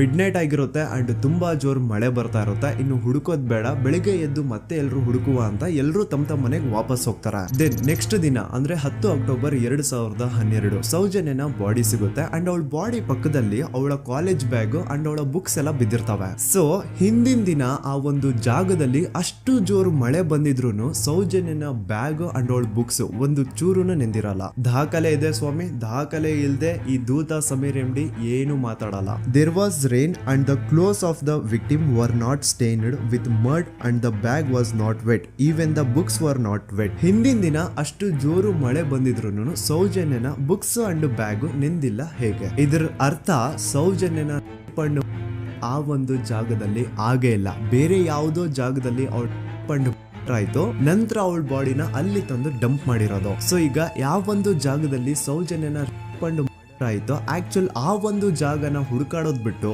ಪೊಲೀಸರು ಉಲ್ಟಾ ಏನ್ ಮಾಡ್ತಾರೆ ಅಂದ್ರೆ, ಯಾವ ಒಂದು ಜಾಗದಲ್ಲಿ ಸೌಜನ್ಯನ ಬಾಡಿ ಸಿಕ್ಕಿತ್ತೋ ಅದೇ ಜಾಗದಲ್ಲೇ ಅವಳ ಆಗಿತ್ತು ಅಂತ ಪ್ರೂವ್ ಮಾಡ್ಲಿಕ್ಕೆ ಹೊರಡ್ತಾರ. ಇಲ್ಲಿ ಪೊಲೀಸ್ ಅವರ ಬುದ್ಧಿವಂತಿಕೆ ನೋಡಿ, ಯಾವ ಒಂದು ಜಾಗದಲ್ಲಿ ಸೌಜನ್ಯನ ಬಾಡಿ ಸಿಕ್ಕಿತ್ತೋ ಅಲ್ಲಿ ಅವಳದು ಯಾವುದೇ ಒಂದು ಒಳ ಉಡುಪು ಸಿಗಲ್ಲ. ಅದಕ್ಕೆ ಇವ್ರು ಏನ್ ಮಾಡ್ತಾರೆ ಅಂದ್ರೆ, ನೆಕ್ಸ್ಟ್ ದಿನ ಸೌಜನ್ಯ ಮನೆಗೆ ಹೋಗ್ಬಿಟ್ಟು ಅಲ್ಲಿ ಮನೆಯವರಿಂದ ಸೌಜನ್ಯನ ಇನ್ನರ್ ವೇರ್ಸ್ ನ ಇಸ್ಕೊಂಡ್ ಬಂದು ಅದನ್ನ ನಂತರ ರಿಪೋರ್ಟ್ಸ್ ಅಲ್ಲಿ ಇದು ನಮ್ಗೆ ಸೌಜನ್ಯ ಬಾಡಿ ಸಿಕ್ಕಿದ ಜಾಗದಲ್ಲೇ ಸಿಕ್ಕಿದ್ದು ಅಂತ ಮೆನ್ಷನ್ ಮಾಡ್ತಾರೆ. ಪೊಲೀಸ್ನವರು ಅವಳ ಪುಸ್ತಕ ಎಲ್ಲ ಹುಡುಕಾಡಿದ್ರು, ಯಾರಾದರೂ ಫೋನ್ ನಂಬರ್ ಉಂಟಾ ಅಂತ ಹೇಳಿ ತುಂಬ ನಾವು ಎಲ್ಲ ತೆಗೆದುಕೊಟ್ಟೆ. ನನ್ನ ಮಗಳ ವಿಷಯ ನನಗೆ ಎಲ್ಲ ಗೊತ್ತು ಸರ್, ನೋಡಿ ಪುಸ್ತಕ ಅಂತ ನೋಡಿದೆ. ಅವಾಗ ನನ್ನ ತಂಗಿಯ ಒಂದು ನಂಬ್ರ ಇತ್ತು, ಆ ನಂಬ್ರನ್ನು ತಗೊಂಡೋಗಿದ್ದಾರೆ. ಆಮೇಲೆ ಮನೆಯಿಂದ ಮರು ದಿವಸ ಸಂತೋಷ್ ರಾವ್ ಸಿಕ್ಕಿದ ದಿವಸ ಹೊಲ ಉಡುಪು ಇದೆಯಲ್ಲ ಸರ್, ಅದು ಮನೆಯಿಂದ ತಗೊಂಡೋಗಿದ್ದಾರೆ. ಅದಕ್ಕೆ ನಾವು ಒಂದು ಗುರುತಿಗೆ ಒಂದು ಸ್ಟಿಚ್ ಮಾಡಿಕೊಟ್ಟಿದ್ದೇವೆ, ನೂಲಿನ ಒಂದು ಬಿಳಿ ನೂಲಿನ ಒಂದು ಸ್ಟಿಚ್ ಮಾಡಿಕೊಟ್ಟಿದ್ದೇವೆ. ಅದನ್ನೇ ತನಿಖೆಗೆ ಅವರಲ್ಲಿ ಇಟ್ಟಿದ್ದಾರೆ. ನೋಡಿ, ಪೊಲೀಸ್ ಅವ್ರ ಪ್ರಕಾರ ಸೌಜನ್ಯ ಆಗಿದ್ದು ಆ ಒಂದು ಹಳ್ಳ ಹತ್ರ, ಆದ್ರೆ ಆಕ್ಚುಲಿ ಅಲ್ಲಿ ಆಗೇ ಇಲ್ಲ. ಬಟ್ ಸ್ಟಿಲ್ ಈ ಒಂದು ಪಾಯಿಂಟ್ ನ ಪ್ರೂವ್ ಮಾಡ್ಲಿಕ್ಕೆ ಪೊಲೀಸ್ ಅವರು ಯಾವ ಮಟ್ಟಕ್ಕೆ ಹೋಗ್ತಾರೆ ಅಂತಂದ್ರೆ, ಯಾವ ಒಂದು ಜಾಗದಲ್ಲಿ ಸೌಜನ್ಯನ ಬಾಡಿ ಸಿಕ್ಕಿತ್ತೋ ಅಲ್ಲಿಂದ 50 ಅಡಿ ದೂರದಲ್ಲಿ ಸಂತೋಷ್ ರಾವ್ನ ಒಂದು ಟೆಂಟ್ ಹಾಕ್ಸ್ತಾರ. ಸೌಜನ್ಯನ ಆಗ್ಬೇಕಾದ್ರೆ ಎಲ್ಲೋ ಬಾಹುಬಲಿ ಬೆಟ್ಟದಲ್ಲಿದ್ದಂತಹ ಸಂತೋಷ್ ರಾವ್ ಇಲ್ಲ ಅದೇ ಜಾಗದಲ್ಲಿ ಇದ್ದ ಅಂತ ಪ್ರೂವ್ ಮಾಡ್ಲಿಕ್ಕೆ ಸಂತೋಷ್ ರಾವ್ನ ಒಂದು ಟೆಂಟ್ ಹಾಕ್ತಾರೆ. ಒಂದಿಷ್ಟು ಪ್ಲಾಸ್ಟಿಕ್ ಚೀಲಗಳನ್ನ ಹಾಸ್ಬಿಟ್ಟು ಅದ್ರ ಮೇಲೆ ಸಂತೋಷ್ ರಾವ್ನ ಕೆಲವೊಂದು ಥಿಂಗ್ಸ್ ಇಟ್ಬಿಟ್ಟು ಇವ್ನು ಇಲ್ಲೇ ಇದ್ದ ಅಂತ ಪ್ರೂವ್ ಮಾಡಿಸ್ತಾರ.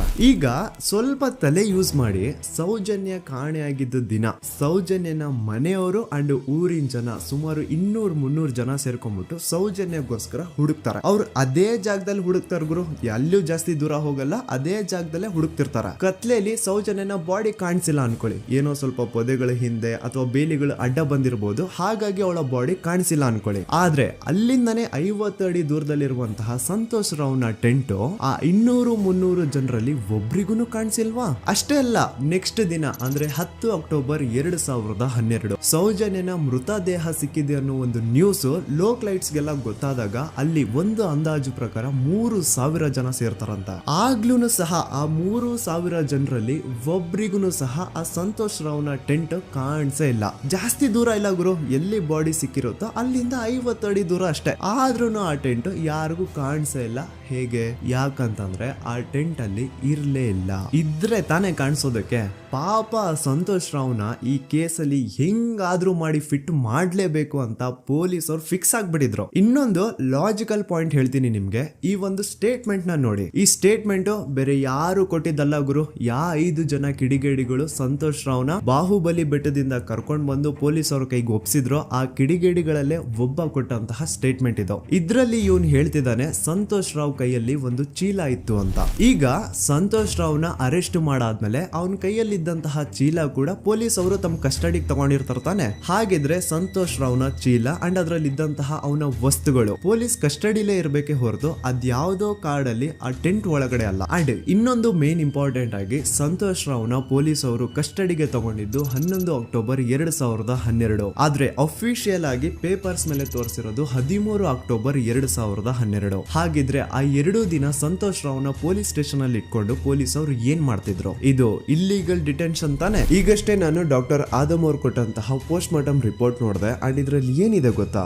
ಸೌಜನ್ಯ ಸತ್ತಾದ್ಮೇಲೆ ಅಲ್ಲ, ಅವಳು ಬದುಕಿರ್ಬೇಕಾದ್ರೇನೆ, ಅವಳು ಮಾಡ್ತಾ ಇರ್ಬೇಕಾದ್ರೇನೆ ಆ ದುಷ್ಕರ್ಮಿಗಳು ಅವಳ ಯೋನಿ ಒಳಗಡೆ 6 ಇಂಚು ಮಣ್ಣು ತುಂಬಿರೋದು. ಅಂಡ್ ರೀಸೆಂಟ್ ಆಗಿ ಬರ್ತಾ ಇರುವಂತಹ ಇನ್ನೊಂದು ಬಿಗ್ಗೆಸ್ಟ್ ಅಲಿಗೇಷನ್ ಏನು ಅಂತಂದ್ರೆ ಸಂತೋಷ್ ರಾವ್ ಬ್ರೇನ್ ಮ್ಯಾಪಿಂಗ್ ಗೆ ಒಪ್ಕೊಂಡಿಲ್ಲ ಅಂತ. ಅಂತವ್ರು ಪ್ಲೀಸ್ ಈ ಒಂದು ಡಾಕ್ಯುಮೆಂಟ್ ನ ಕಂಡ್ಬಿಟ್ಟು ನೋಡಿ. ಇಲ್ಲಿ ಸಂತೋಷ್ ರಾವೇ ಹೇಳ್ತಿದ್ದಾನೆ, ಅಪರಾಧಿ ಎಂದು ಸಾಬೀತು ಮಾಡಲು ಅಗತ್ಯವಿರುವ ಯಾವುದೇ ವೈಜ್ಞಾನಿಕ ಪರೀಕ್ಷೆಗೆ ಒಳಪಡಲು ಸ್ವಯಂ ಇಚ್ಛೆ ವ್ಯಕ್ತಪಡಿಸಿರುತ್ತೇನೆ. ಕೆಳಗಡೆ ಸಂತೋಷ್ ರಾವ್ನ ಸಿಗ್ನೇಚರ್ ಇದೆ ಅಂಡ್ ಈ ಕಡೆ ಕೋರ್ಟ್ ನ ಸೀಲ್ ಕೂಡ ಇದೆ. ಅಂಡ್ ಇನ್ನೊಂದು ವಿಷಯ, ನನ್ನ ವಿಡಿಯೋದಲ್ಲಿ ನಾನು ಹೇಳಿದ್ದೀನಿ ಸಂತೋಷ್ ರಾವ್ಗೆ ಫಿಮೋಸಿಸ್ ಅನ್ನೋ ಒಂದು ಕಾಯಿಲೆ ಇತ್ತು ಅಂತ. ಅಂಡ್ ಅಲ್ಲಿ ಇನ್ನೊಂದು ಪಾಯಿಂಟ್ ಕೂಡ ಹೇಳಿದ್ದೀನಿ, ಇನ್ ಕೇಸ್ ಅವನ್ ಏನಾದ್ರು ಮಾಡಿದ್ರೆ ನರಕ ಅನುಭವಿಸ್ತಾನೆ ಅಂತ. Note that point. In case ನಾ ಸಂತೋಷ್ ರಾವ್ ಮಾಡ್ಲಿಕ್ಕೆ ನಾಲಾಯಕ್ ಅಂತಾನು ಹೇಳಿಲ್ಲ, ಲಾಯಕ್ ಅಂತಾನು ಹೇಳಿಲ್ಲ. ಇನ್ ಕೇಸ್ ಮಾಡಿದ್ರೆ ನರ್ಕ ಅನುಭವಿಸ್ತಾನೆ ಅಂತ ಹೇಳಿದ್ದು. ನೋಡಿ, ಹೇಳ್ತಾ ಹೋದ್ರೆ ಬೇಜಾನ್ ಇದೆ. ಆಸ್ ಎ ಯೂಟ್ಯೂಬರ್ ಆ ಕೇಸ್ ಫೈಲ್ಸ್ ನ ನೋಡ್ತಾ ಇದ್ರೆ ನನ್ಗೆನೆ ಬೇಜಾನ್ ಡೌಟ್ಸ್ ಬರ್ತಾ ಇದೆ ಪೊಲೀಸ್ ಅವರ ಇನ್ವೆಸ್ಟಿಗೇಷನ್ ಮೇಲೆ. ಸೊ ಅದನ್ನೆಲ್ಲ ಗಮನದಲ್ಲಿ ಇಟ್ಕೊಂಡು ನಾನ್ ಹೇಳೋದಿಷ್ಟೇ, ಈ ಒಂದು ಕೇಸ್ ಅಲ್ಲಿ ಯಾವ ಆಂಗಲ್ ಇಂದನೂ ಪೊಲೀಸ್ ಅವ್ರ ಕಡೆಯಿಂದ ಫೇರ್ ಇನ್ವೆಸ್ಟಿಗೇಷನ್ ಆಗಿಲ್ಲ. And I clear my point. ಈಗ ಈ ಒಂದು ಸೌಜನ್ಯ ಕೇಸ್ ಅಲ್ಲಿ ಯಾರೆಲ್ಲ ಸಾಕ್ಷಿ ಆಗ್ಬೋದಿತ್ತು, ಅವ್ರ ಜೊತೆ ಏನಾಯ್ತು ಅಂತ ಹೇಳ್ತೇನೆ. ಮೊದಲನೇದಾಗಿ ರವಿ ಪೂಜಾರಿ. ಇವನ್ ಬಗ್ಗೆ ನಾನು ಫಸ್ಟ್ ವಿಡಿಯೋದಲ್ಲೇ ಹೇಳಿದೀನಿ. ಆ 5 ಜನ ಕಿಡಿಗೇಡಿಗಳು ಯಾರು ಸಂತೋಷ್ ರಾವ್ನ ಪೊಲೀಸ್ ಅವರಿಗೆ ಅರೆಸ್ಟ್ ಮಾಡಿಕೊಟ್ರು ಅದ್ರಲ್ಲಿ ಇವನು ಒಬ್ಬ. ಸೊ ಈ ಸೌಜನ್ಯನ ಕೇಸ್ ಯಾವಾಗ CBI ಗೆ ಟ್ರಾನ್ಸ್ಫರ್ ಆಗುತ್ತೆ ಅಂತ ಗೊತ್ತಾಗುತ್ತೋ ಈ ರವಿ ಪೂಜಾರಿ ಉರ್ಲಾಕೊಂಡು ಸತ್ ಹೋಗ್ತಾನೆ. ರವಿ ಪೂಜಾರಿ ಹಾಕೊಂಡು ಸತ್ ಹೋದ ಅಂತಾರೆ, ಆದ್ರೆ ಅವ್ನು ಹಾಕೊಂಡೇ ಸತ್ ಹೋದ ಅಂತ ಯಾರು ಐ ವಿಟ್ನೆಸ್ ಇಲ್ಲ. ಹಾಗಾಗಿ ಇವನ ಒಂದು ಸಾವು ಒಂದು ನಿಗೂಢ ಸಾವಾಗಿ ಉಳ್ಕೊಂಡ್ಬಿಡ್ತು. ಇನ್ನೊಬ್ಳು ಬಂದು ವಾರಿಜಾ ಅಂತ. ಸೌಜನ್ಯನ ಮಾಡಿ ಆ ಕಿಡಿಗೇಡಿಗಳು ಅವಳನ್ನ ಒಂದು ಫಾರ್ಮ್ ಹೌಸ್ ಗೆ ಕರ್ಕೊಂಡು ಹೋಗಿರ್ತಾರೆ. ಅಂಡ್ ಆ ಫಾರ್ಮ್ ಹೌಸ್ ಅಲ್ಲಿ ವಾರಿಜಾ ಅನ್ನೋಳು ಕೆಲಸ ಮಾಡ್ತಾ ಇರ್ತಾಳೆ. ಸೊ ಈ ವಾರಿಜಾ ಸೌಜನ್ಯ ಆ ಕಿಡಿಗೇಡಿಗಳ ಜೊತೆ ಇರೋದನ್ನ ನೋಡಿರ್ತಾಳೆ, ಆದ್ರೆ ಅವಳು ಗೊತ್ತಿಲ್ಲ ಅವ್ರು ಅವಳನ್ನ ಕರ್ಕೊಂಡು ಬಂದಿದ್ದಾರೆ ಅಂತ. ನಂತರ 1-2 ದಿನ ಆದ್ಮೇಲೆ ಯಾವಾಗ ಸೌಜನ್ಯ ಬಗ್ಗೆ ನ್ಯೂಸ್ ಅಲ್ಲೆಲ್ಲ ಬರ್ತಾ ಇತ್ತು ಅದನ್ನ ನೋಡಿ ಆಗ ಇವಳಿಗೆ ರಿಯಲೈಸ್ ಆಗುತ್ತೆ, ಓ ಇವಳೇ ಅಲ್ವಾ ಆ ಹುಡುಗಿ ಅವತ್ ನಮ್ ದಣಿ ಕರ್ಕೊಂಡ್ ಬಂದಿದ್ದು ಅಂತ. ಈಗ ವಾರಿಜಾ ತನಗ್ ಗೊತ್ತೋ ಗೊತ್ತಿಲ್ದೇನೋ ಸೌಜನ್ಯ ಕೇಸಲ್ಲಿ ಒಂದು ಮೇಜರ್ ಸಾಕ್ಷಿ ಆಗ್ಬಿಡಿದ್ಲು. ಸೊ ಯಾವಾಗ ಈ ಕೇಸ್ ನ CID ಟೀಮ್ ಅವರು ಇನ್ವೆಸ್ಟಿಗೇಷನ್ ಮಾಡೋದಕ್ಕೆ ಸ್ಟಾರ್ಟ್ ಮಾಡ್ತಾರೋ ಆಗ ವಾರಿಜಾನ ಮೃತದೇಹ ಅದೇ ಒಂದು ಫಾರ್ಮ್ ಹೌಸ್ ನ ಬಾವಿಯಲ್ಲಿ ಸಿಗುತ್ತೆ. ಬಾವಿಲಿ ಇವಳೇ ಸ್ವತಃ ಜಿಗ್ದು ತನ್ನ ಪ್ರಾಣ ಬಿಟ್ಲು ಅಂತ ಹೇಳ್ತಾರೆ. ಆದ್ರೆ ಅವಳೇ ಬಾವಿಗೆ ಬಿದ್ದು ಅವಳು ಪ್ರಾಣ ಬಿಟ್ಲು ಅಥವಾ ಅವಳಿಗೆ ಯಾರಾದ್ರೂ ಬಾವಿಲಿ ಬೀಳ್ಸಿ ಸಾಯಿಸಿದ್ರು ಗೊತ್ತಿಲ್ಲ. ಅಂಡ್ ಇನ್ನೊಂದು ವಿಷಯ, ಯಾವ ಒಂದು ಬಾವಿ ಒಳಗಡೆ ವಾರಿಜಾನ ಬಾಡಿ ಸಿಕ್ಕಿತ್ತೋ ಆ ಬಾವಿನ ದಣಿಗಳು ಒಂದ್ ಸ್ವಲ್ಪ ದಿನ ಆದ್ಮೇಲೆ ಕಂಪ್ಲೀಟ್ ಮುಚ್ಚಾಕ್ಬಿಡ್ತಾರೆ. ಯಾಕೆ? ಇನ್ನೊಬ್ಬ ಬಂದು ಗೋಪಾಲ್ ಕೃಷ್ಣ. ಇವನು ಅಗೇನ್ 5 ಜನ ಕಿಡಿಗೇಡಿಗಳು ಸಂತೋಷ್ ರಾವ್ನ ಪೊಲೀಸ್ ಅವ್ರಿಗೆ ಹಿಡಿದು ಕೊಟ್ರು ಅದ್ರಲ್ಲಿ ಒಬ್ಬ. ಅಂಡ್ ಸೌಜನ್ಯ ಕೇಸ್ ನ ಮೇನ್ ಪ್ರೈಮರಿ ಸಾಕ್ಷಿ ಇವನು ಕೂಡ ಸತ್ ಹೋಗಿದ್ದಾನೆ. ಅಂಡ್ ಇವನು ಸ್ಲೋ ಪಾಯ್ಸನ್ ಇಂದ ಸತ್ ಹೋದ ಅಂತ ಹೇಳಲಾಗುತ್ತೆ. ದೆನ್ ಇನ್ನೊಬ್ಬ ಬಂದು ಪ್ರಶಾಂತ್ ಅಂತ.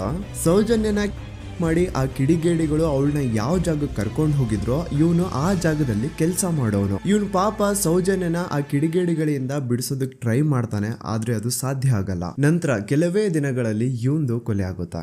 ಯಾರೆಲ್ಲ ಯಾವುದೆಲ್ಲ ಈ ಕೇಸಲ್ಲಿ ಸಾಕ್ಷಿ ಆಗ್ಬೋದಿತ್ತೋ ಅದೆಲ್ಲ ನಾಶ ಆಗುತ್ತೆ. ಸೊ ಇದೆಲ್ಲ ನಿಜವಾಗ್ಲೂ ಕೋಇನ್ಸಿಡೆನ್ಸ್ ಅಥವಾ ಎಲ್ಲಾನು ಸ್ಕೆಚ್ ಹಾಕಿ ಮಾಡಿರೋದ. ಇನ್ನೊಬ್ಬ ಬಂದು ದಿನೇಶ್ ಅಂತ, ಇವನು ಕೂಡ ಸೌಜನ್ಯ ಕೇಸಲ್ಲಿ ಒಬ್ಬ ಸಾಕ್ಷಿನೇ. ಸೌಜನ್ಯನ ಯಾರೋ ಕಿಡಿಗೇಡಿಗಳು ಕಿಡ್ನಾಪ್ ಮಾಡ್ಕೊಂಡು ಹೋಗ್ತಾ ಇರ್ಬೇಕಾದ್ರೆ ದಿನೇಶ್ ಅದನ್ನ ಕಣ್ಣಾರೆ ಕಂಡಿರ್ತಾನೆ. ಇವನ್ ಹೋಗ್ಬಿಟ್ಟು ಪೊಲೀಸ್ ಅವ್ರಿಗೆ ಹೇಳ್ತಾನೆ ಕೂಡ, ಆದ್ರೆ ಪೊಲೀಸ್ ಅವರು ಯಾರು ಇವನ್ ಮಾತನ್ನ ತಲೆಗೆ ಹಾಕೊಳ್ಳಲ್ಲ. ಅದಾದ್ಮೇಲೆ ಒಂದು ದಿನ ಸಡನ್ಲಿ ಇವನು ರೋಡ್ ಆಕ್ಸಿಡೆಂಟ್ ಅಲ್ಲಿ ಸಾಯ್ತಾನೆ. ಡೇ ಟೈಮ್ ಅಲ್ಲೇ ತುಂಬಾ ಫಾಸ್ಟ್ ಆಗಿ ಒಂದು ಬುಲೆರೋ ಕಾರ್ ಬಂದ್ಬಿಟ್ಟು ಇವನಿಗೆ ಹಿಟ್ ಮಾಡುತ್ತೆ ಅಂಡ್ ಅದರಿಂದ ಇವನು ಸತ್ ಹೋಗ್ತಾನೆ. ಆ ಬುಲೆರೋ ಕಾರ್ ಯಾರ್ದು, ಅದನ್ನ ಓಡಿಸ್ತಿದ್ದಂತಹ ಡ್ರೈವರ್ ಯಾರು ಅಂಡ್ ಅವನು ಯಾರಿಗೆ ಸಂಬಂಧಪಟ್ಟವನು ಒಮ್ಮೆ ನೀವೇ ರಿಸರ್ಚ್ ಮಾಡಿ ನೋಡ್ಕೊಳ್ಳಿ. ಇನ್ನೊಬ್ಬ ಬಂದು ಹರೀಶ್ ಮಡಿವಾಳ್. ಇವನು ಪೊಲೀಸ್ ಅವ್ರಿಗೆ ಒಂದು ಸ್ಟೇಟ್ಮೆಂಟ್ ನ ಕೊಟ್ಟಿರ್ತಾನೆ. 9 ಅಕ್ಟೋಬರ್ 2012 ಸೌಜನ್ಯ ಕಾಲೇಜಿಂದ ಬಸ್ ಅಲ್ಲಿ ಬಂದು ನೇತ್ರಾವತಿ ಬಸ್ ಸ್ಟಾಪ್ ಅಲ್ಲಿ ಇಳ್ಕೊಂಡು ನಂತರ ತನ್ನ ಮನೆ ಕಡೆಗೆ ನಡ್ಕೊಂಡು ಹೋಗ್ತಾ ಇರ್ಬೇಕಾದ್ರೆ ಸೌಜನ್ಯನ ಹಿಂದೆ ಯಾರೋ ಒಬ್ಬ ಅಪರಿಚಿತ ಗಂಡು ಅವಳನ್ನ ಫಾಲೋ ಮಾಡ್ಕೊಂಡು ಹೋಗ್ತಿದ್ದ ಅಂತ ಇವನ್ ಸ್ಟೇಟ್ಮೆಂಟ್ ಕೊಡ್ತಾನೆ. ಅಂಡ್ ನೀವೇನ್ ಸ್ಕ್ರೀನ್ ಮೇಲೆ ನೋಡ್ತಾ ಇದ್ರು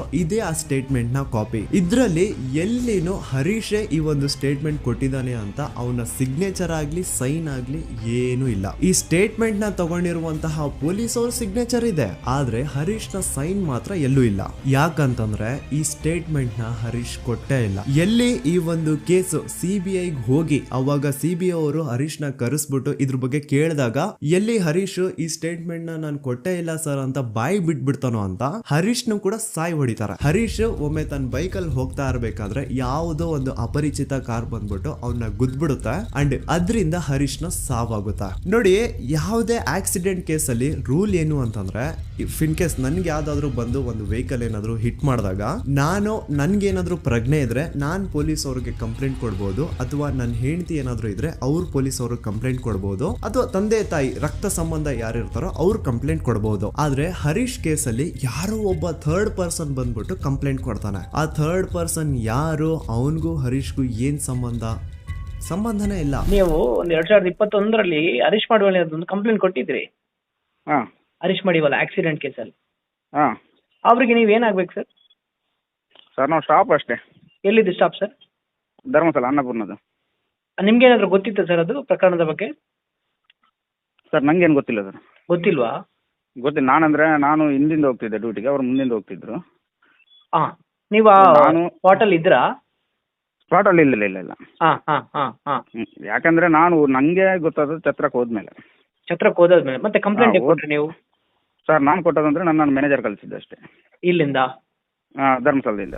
ಸೇಮ್ ಇದೇ ತರಾನೇ ಆನೆ ಮಾವುತನ ಕೇಸಲ್ಲೂ ಆಗಿದ್ದು. ಮನೆಯವ್ರು ಹೋಗಿ ಕಂಪ್ಲೇಂಟ್ ಕೊಟ್ರೆ ಪೊಲೀಸರು ಕಂಪ್ಲೇಂಟ್ ತಗೊಳಲ್ಲ, ಆದ್ರೆ ಅದೇ ಯಾರೋ ಒಬ್ಬ ಥರ್ಡ್ ಪರ್ಸನ್ ಬಂದು ಕಂಪ್ಲೇಂಟ್ ಕೊಟ್ರೆ ಪೊಲೀಸರು ಕಂಪ್ಲೇಂಟ್ ಬರೀತಾರೆ. ಆನೆ ಮಾವುತನ ಹೆಂಡತಿ ಲೋಕಲ್ ಪೊಲೀಸ್ ಸ್ಟೇಷನ್ಗೆ ಕಂಪ್ಲೇಂಟ್ ಕೊಡಕ್ ಹೋದ್ರೆ ಅವ್ರು ಕಂಪ್ಲೇಂಟ್ ತಗೊಳ್ತಿಲ್ಲ ಸರ್ ಅಂತ ಹೇಳ್ಬಿಟ್ಟು SP ಆಫೀಸ್ಗೆ ಲೆಟರ್ ಬರ್ದಿರೋದು ಸಹ ಇದೆ. But still no action was taken. So SP ಆಫೀಸ್ಗೆ ಲೆಟರ್ ಕೊಟ್ಟಾದ್ಮೇಲೆ ಏನು ತನಿಖೆ ಆಗದೆ ಇದ್ದಾಗ ಆಗ ಆನೆ ಮಾವುತನ ಮಕ್ಕಳು ಹೋಗ್ಬಿಟ್ಟು IGPಗೆ ಒಂದು ಲೆಟರ್ ಬರ್ದು ಕೊಡ್ತಾರೆ. ಆದ್ರೂ ಸಹ ಇನ್ನೂವರೆಗೂ ಸರಿಯಾದ ತನಿಖೆ ಆಗೇ ಇಲ್ಲ ಅಂಡ್ ರಿಯಲ್ ಆರೋಪಿಗಳು ಯಾರು ಅಂತ ಗೊತ್ತಾಗೇ ಇಲ್ಲ. ನಿಜ ಹೇಳ್ತಾ ಇದ್ದೀನಿ, ಆ ಒಂದು ಪ್ಲೇಸ್ ಅಲ್ಲಿ ಸೀರೀಸ್ ಆಫ್ ಕೇಸಸ್ ಆಗಿದಾವೆ ಅಂಡ್ ಯಾವ್ದ್ರಲ್ಲೂ ಪೊಲೀಸ್ ಅವ್ರ ಕಡೆಯಿಂದ ಫೇರ್ ಇನ್ವೆಸ್ಟಿಗೇಷನ್ ಆಗೇ ಇಲ್ಲ. ಇದ್ರ ಬಗ್ಗೆ ಮಾತಾಡ್ರೋ, ಪೊಲೀಸ್ ಇನ್ವೆಸ್ಟಿಗೇಷನ್ ಮೇಲೆ ಕ್ವಶನ್ ರೈಸ್ ಮಾಡ್ರೋ, ಆ ಹುಡುಗಿಗೆ ನ್ಯಾಯ ಸಿಗ್ಲಿ ಸಪೋರ್ಟ್ ಮಾಡ್ರೋ ಅಂದ್ರೆ ಇದ್ರ ಬಗ್ಗೆ ಯಾವನು ಮಾತಾಡಲ್ಲ. ಇದ್ರ ಬದಲಾಗಿ ನನ್ ಬಗ್ಗೆ ಮಾತಾಡೋದಕ್ಕೆ ಹೇಳಿ ತುಂಬಾ ಚೆನ್ನಾಗಿ ನನ್ ಬಗ್ಗೆ ನೆಗೆಟಿವಿಟಿ ಹುಟ್ಟಿಸ್ತಾರ. ಜಾತಿ ಧರ್ಮ ತರೋದು, ಇವ್ನ್ ಯಾವ್ದಾವ್ದು ಆಪ್ಸ್ ನ ಪ್ರಮೋಟ್ ಮಾಡ್ತಿದ್ದ, ಇವನ್ ಮಾತು ಯಾಕೆ ನಂಬ್ತೀರಾ ಅಂತ ನನ್ ಬಗ್ಗೆನೆ ನೆಗೆಟಿವಿಟಿ ಹುಟ್ಟಿಸೋದು. ಇವನು ಆ ಆ್ಯಪ್ ಪ್ರಮೋಟ್ ಮಾಡ್ತಿದ್ದ, ಇವನು ಈ ಆ್ಯಪ್ ಪ್ರಮೋಟ್ ಮಾಡ್ತಿದ್ದ, ಇವನ್ ಮಾತುಗಳನ್ನ ಯಾಕೆ ನಂಬ್ತೀರಾ, ಇವನು ಮುಸ್ಲಿಂ ಇದಾನೆ, ಇವನು ಮುಲ್ಲಾ ಇದಾನೆ, ಅದು ಇದು ಅಂತ ಮಾತಾಡೋದು. ಹೌದು ಗುರು, ನಾನ್ ಪ್ರಮೋಷನ್ಸ್ ನ ಮಾಡಿದೀನಿ. ನಾನು ಆ ಆ್ಯಪ್ದು ಮಾಡಿದೀನಿ, ಈ ಆ್ಯಪ್ದು ಮಾಡಿದೀನಿ, ಎಲ್ಲಾ ತರ ಆ್ಯಪ್ದು ನಾನು ಪ್ರಮೋಷನ್ಸ್ ಮಾಡಿದೀನಿ. ಈಗ ಹಿಂದೆ ನಾನು ಮಾಡಿರುವಂತಹ ಪ್ರಮೋಷನ್ಸ್ಗೂ ಈ ಕೇಸ್ಗೂ ಏನ್ ಸಂಬಂಧ? ಅನ್ನೆಸೆಸರಿ ಆಗಿ ಮ್ಯಾಟರ್ ನ ಡೈವರ್ಟ್ ಮಾಡ್ಲಿಕ್ಕೆ ಟ್ರೈ ಮಾಡಬೇಡಿ. ಇನ್ಮೇಲೆ ನಾನೇನಾದ್ರೂ ಆ ತರ ಅಪ್ಲಿಕೇಶನ್ಸ್ ನ ಪ್ರಮೋಷನ್ ಮಾಡಿದ್ರೆ ಆಗ ಬಂದು ನೀವು ನನ್ನನ್ನ ಪ್ರಶ್ನೆ ಮಾಡೋದ್ರಲ್ಲಿ ಅರ್ಥ ಇದೆ. ಹಿಂದೆ ಮಾಡಿರೋದನ್ನ ಇಟ್ಕೊಂಡು ಮಾತಾಡಿ ವಿಡಿಯೋ ಮಾಡೋದಲ್ಲ ಕಂಟೆಂಟ್ ಅಂದ್ರೆ. ಅಂಡ್ ಇನ್ನೊಂದು ವಿಷಯ, ನಾನು ದೂತ ಸಮೀರ್ MD ಯೂಟ್ಯೂಬ್ ಚಾನಲ್ ನ ಸ್ಟಾರ್ಟ್ ಮಾಡಿ ಕೇವಲ ಆಗಿರೋದು 8 ತಿಂಗಳಷ್ಟೇ. ಅಂಡ್ ಈ 8 ತಿಂಗಳಲ್ಲಿ ನಾನು ಹಾಕಿರೋದು ಕೇವಲ 12 ವಿಡಿಯೋಸ್. ಅದರಲ್ಲಿ ಒಂದೆರಡು ಆಲ್ರೆಡಿ ಟೇಕ್ ಡೌನ್ ಆಗಿದಾವೆ. ಸೊ ಅಷ್ಟು ಬೇಗ ಅದ್ ಹೆಂಗ್ ನೀವು ಜಡ್ಜ್ ಮಾಡ್ಬಿಟ್ರಿ ನಾನು ಆಂಟಿ ಹಿಂದೂ ಅಂತ? ನಿಮಗ್ ನಿಜವಾಗ್ಲೂ ನಾನು ಆಂಟಿ ಹಿಂದೂ ಅನ್ಸಿದ್ರೆ ನಂದು ಇನ್ನೊಂದು ಚಾನಲ್ ಇದೆ ಸಮೀರ್ MD ಅಂತ. ಅಲ್ಲಿ ನಾನು ಅಪ್ಲೋಡ್ ಮಾಡಿರುವಂತಹ ಈ ಎಲ್ಲಾ ವಿಡಿಯೋಸ್ ನ ನೋಡಿ. ಜಾಸ್ತಿ ಜಸ್ಟಿಫೈ ಮಾಡ್ಲಿಕ್ಕೆ ಹೋಗಲ್ಲ ಗುರು. ನನ್ನ ಹಳೆ ಸಬ್ಸ್ಕ್ರೈಬರ್ಸ್ಗೆ ಗೊತ್ತು ನನ್ನ ಕ್ಯಾರೆಕ್ಟರ್ ಏನು ಅಂತ. ಅಂಡ್ ಇನ್ನು ಇವನ್ ವಿಡಿಯೋ 18 ಮಿಲಿಯನ್ ಪ್ಲಸ್ ವ್ಯೂಸ್ ನ ಪಡ್ಕೊಂಡಿದೆ. ಇವನ್ಗೆ ಇಷ್ಟ ಲಕ್ಷ ದುಡ್ಡು ಬಂದಿರುತ್ತೆ, ಅಷ್ಟು ಲಕ್ಷ ದುಡ್ಡು ಬಂದಿರುತ್ತೆ ಅನ್ನೋರ್ಗೆ ಈ ಒಂದು ಇಮೇಲ್ ನ ಒಮ್ಮೆ ನೋಡಿ. ನನ್ನ ವಿಡಿಯೋ ವೈರಲ್ ಆಗ್ತಿದ್ದಂಗೆ ಆ ವಿಡಿಯೋ ಡಿಮಾನಿಟೈಸ್ ಆಗೋಯ್ತು. ಇಲ್ಲಿ ಅತ್ಯಾಚಾರಿ ಬೆಂಬಲಿಗರ ಥಿಂಕಿಂಗ್ ನೋಡಿ. ಆ ವಿಡಿಯೋ ಇಂದ ನನ್ಗೆ ಎಷ್ಟು ರೆವೆನ್ಯೂ ಬಂತು ಅನ್ನೋದನ್ನ ಥಿಂಕ್ ಮಾಡ್ತಿದ್ದಾರೆ. ಆ ವಿಡಿಯೋ ಇಂದ ನಾನು ಎಷ್ಟು ಸಫರ್ ಆಗಿರ್ಬೋದು ಅನ್ನೋದನ್ನ ಥಿಂಕ್ ಮಾಡಿದ್ರ ನೋಡಿ. ನಾನೊಂದು ವಿಡಿಯೋ ಮಾಡಿದ್ದಕ್ಕೆ ಜನ ಜಾಗೃತರಾದ್ರು. ನನ್ಗೆ ನನ್ ಬಗ್ಗೆ ನಿಮ್ ಬಗ್ಗೆ ತುಂಬಾ ಹೆಮ್ಮೆ ಇದೆ. ನೀವೆಲ್ಲ ಜಾತಿ ಧರ್ಮ ಅನ್ನೋದು ಮುಖ್ಯ ಅಲ್ಲ, ನ್ಯಾಯ ಮುಖ್ಯ ಅಂತ ಬೆಂಬಲಿಸಿದ್ರೆ. ಸೌಜನ್ಯನ ತಾಯಿ ಅಂಡ್ ಕುಟುಂಬದವರು 13 ವರ್ಷದಿಂದ ಧೈರ್ಯವಾಗಿ ನ್ಯಾಯಕ್ಕಾಗಿ ಬೇಡ್ತಾವ್ರೆ. 13 ವರ್ಷದಿಂದ ಮಹೇಶ್ ಶೆಟ್ಟಿ ಸರ್ ಒಂದು ಹೆಣ್ಣು ಮಗುವಿನ ನ್ಯಾಯಕ್ಕೆ ಎಲ್ಲಾ ತರದ ಅವಮಾನ ಸಹಿಸಿಕೊಂಡು ಬೆಟ್ಟದಂತೆ ನಿಂತು ಎಲ್ಲೂ ಕಾಂಪ್ರಮೈಸ್ ಆಗದೆ ಹೋರಾಟ ಮಾಡ್ತಾವ್ರೆ. ಈಗ ಈ ನಿಮ್ಮ ದೂತ ಸಮೀರ್ MD ಇಂದ ಕರ್ನಾಟಕಾದ್ಯಂತ ಅನೇಕ ಕನ್ನಡ ಪರ ಸಂಘಟನೆಗಳು, ಎಲ್ಲಾ ವಿಚಾರ, ಎಲ್ಲಾ ಪಂಥದ ಪ್ರಗತಿಪರ ವೇದಿಕೆಗಳು ಸೌಜನ್ಯ ನ್ಯಾಯಕ್ಕಾಗಿ ಒಂದಾಗಿವೆ. ಅಂಡ್ ಈ ಹೋರಾಟ ಕೇವಲ ಸೌಜನ್ಯಳಿಗೆ ಮಾತ್ರ ಸೀಮಿತ ಆಗಿಲ್ಲ. ನಮ್ ದೇಶದಲ್ಲಿ ದಿನಕ್ಕೆ ಆನ್ ಅನ್ ಆವರೇಜ್ 86 ಪ್ರಕರಣಗಳು ದಾಖಲೆ ಆಗ್ತವೆ. ಇದು ದಾಖಲೆ ಆಗಿರುವಂತಹ ಪ್ರಕರಣಗಳ ಸಂಖ್ಯೆ. ಅದ್ ಎಷ್ಟೋ ಕೇಸಸ್ ಪೊಲೀಸ್ವರೆಗೆ ಬರೋದೇ ಇಲ್ಲ. ಸೊ ಇದಕ್ಕೆಲ್ಲ ಒಂದು ಫುಲ್ ಸ್ಟಾಪ್ ಅನ್ನೋದು ಇಡಬೇಕು. ಈಗಿನ ಕಾಲದಲ್ಲಿ ಹುಡುಗಿರು ಸಮಾಜದಲ್ಲಿ ಬಿಡಿ, ಸೋಷಿಯಲ್ ಮೀಡಿಯಾದಲ್ಲಿನೂ ಸಹ ಸೇಫ್ ಇಲ್ಲ. ಹುಡುಗಿ ತನಗೆ ಇಷ್ಟ ಆಗಿರುವಂತಹ ತುಂಬಾ ನೀಟ್ ಅಂಡ್ ಕ್ಲೀನ್ ಇರುವಂತಹ ಒಂದು ಫೋಟೋನ ಸೋಷಿಯಲ್ ಮೀಡಿಯಾದಲ್ಲಿ ಶೇರ್ ಮಾಡಿದ್ರೆ ಸಾಕು, ಕಮೆಂಟ್ ಸೆಕ್ಷನ್ ಅಲ್ಲಿ ಅದೆಷ್ಟೋ ಜನ ಜೊಲ್ ಸುರಿಸ್ಕೊಂಡು ಅವಳನ್ನ ಮಾಡ್ತಿರ್ತಾರ. ಸೊ ಇದಕ್ಕೆಲ್ಲ ನಮ್ ಸರ್ಕಾರ ಒಂದು ಫುಲ್ ಸ್ಟಾಪ್ ಅನ್ನೋದು ಇಡ್ಲೇಬೇಕು. ಇದ್ರ ಬಗ್ಗೆ ನಿಮ್ ಒಪಿನಿಯನ್ ಏನು ಅಂತ ಕಮೆಂಟ್ ಸೆಕ್ಷನ್ ಅಲ್ಲಿ ತಿಳಿಸಿ. So as A content creator ನನ್ಗೆ ಸೌಜನ್ಯ ಕೇಸ್ ಬಗ್ಗೆ ಒಂದು ವಿಡಿಯೋ ಮಾಡ್ಬೇಕಿತ್ತು, ಮಾಡ್ದೆ. ಅದರಿಂದ ಸೌಜನ್ಯ ಪರ ಹೋರಾಟ ಏನ್ ನಡೀತಾ ಇತ್ತೋ ಅದಕ್ಕೊಂದು ಕಿಚ್ಚು ಸಿಕ್ಕಿದೆ. ಇನ್ ಮುಂದೆ ಅದನ್ನ ಹಾಗೆ ಕಂಟಿನ್ಯೂ ಮಾಡ್ಕೊಂಡು ಹೋಗೋದು ನಿಮ್ಗಳ ಜವಾಬ್ದಾರಿ. ಸೊ ಇಷ್ಟು ಹೇಳ್ತಾ ನಾನು ನಿಮ್ಮ ದೂತ ಸಮೀರ್ MD ಮತ್ತೆ ಸಿಗ್ತೀನಿ ನೆಕ್ಸ್ಟ್ ವಿಡಿಯೋದಲ್ಲಿ.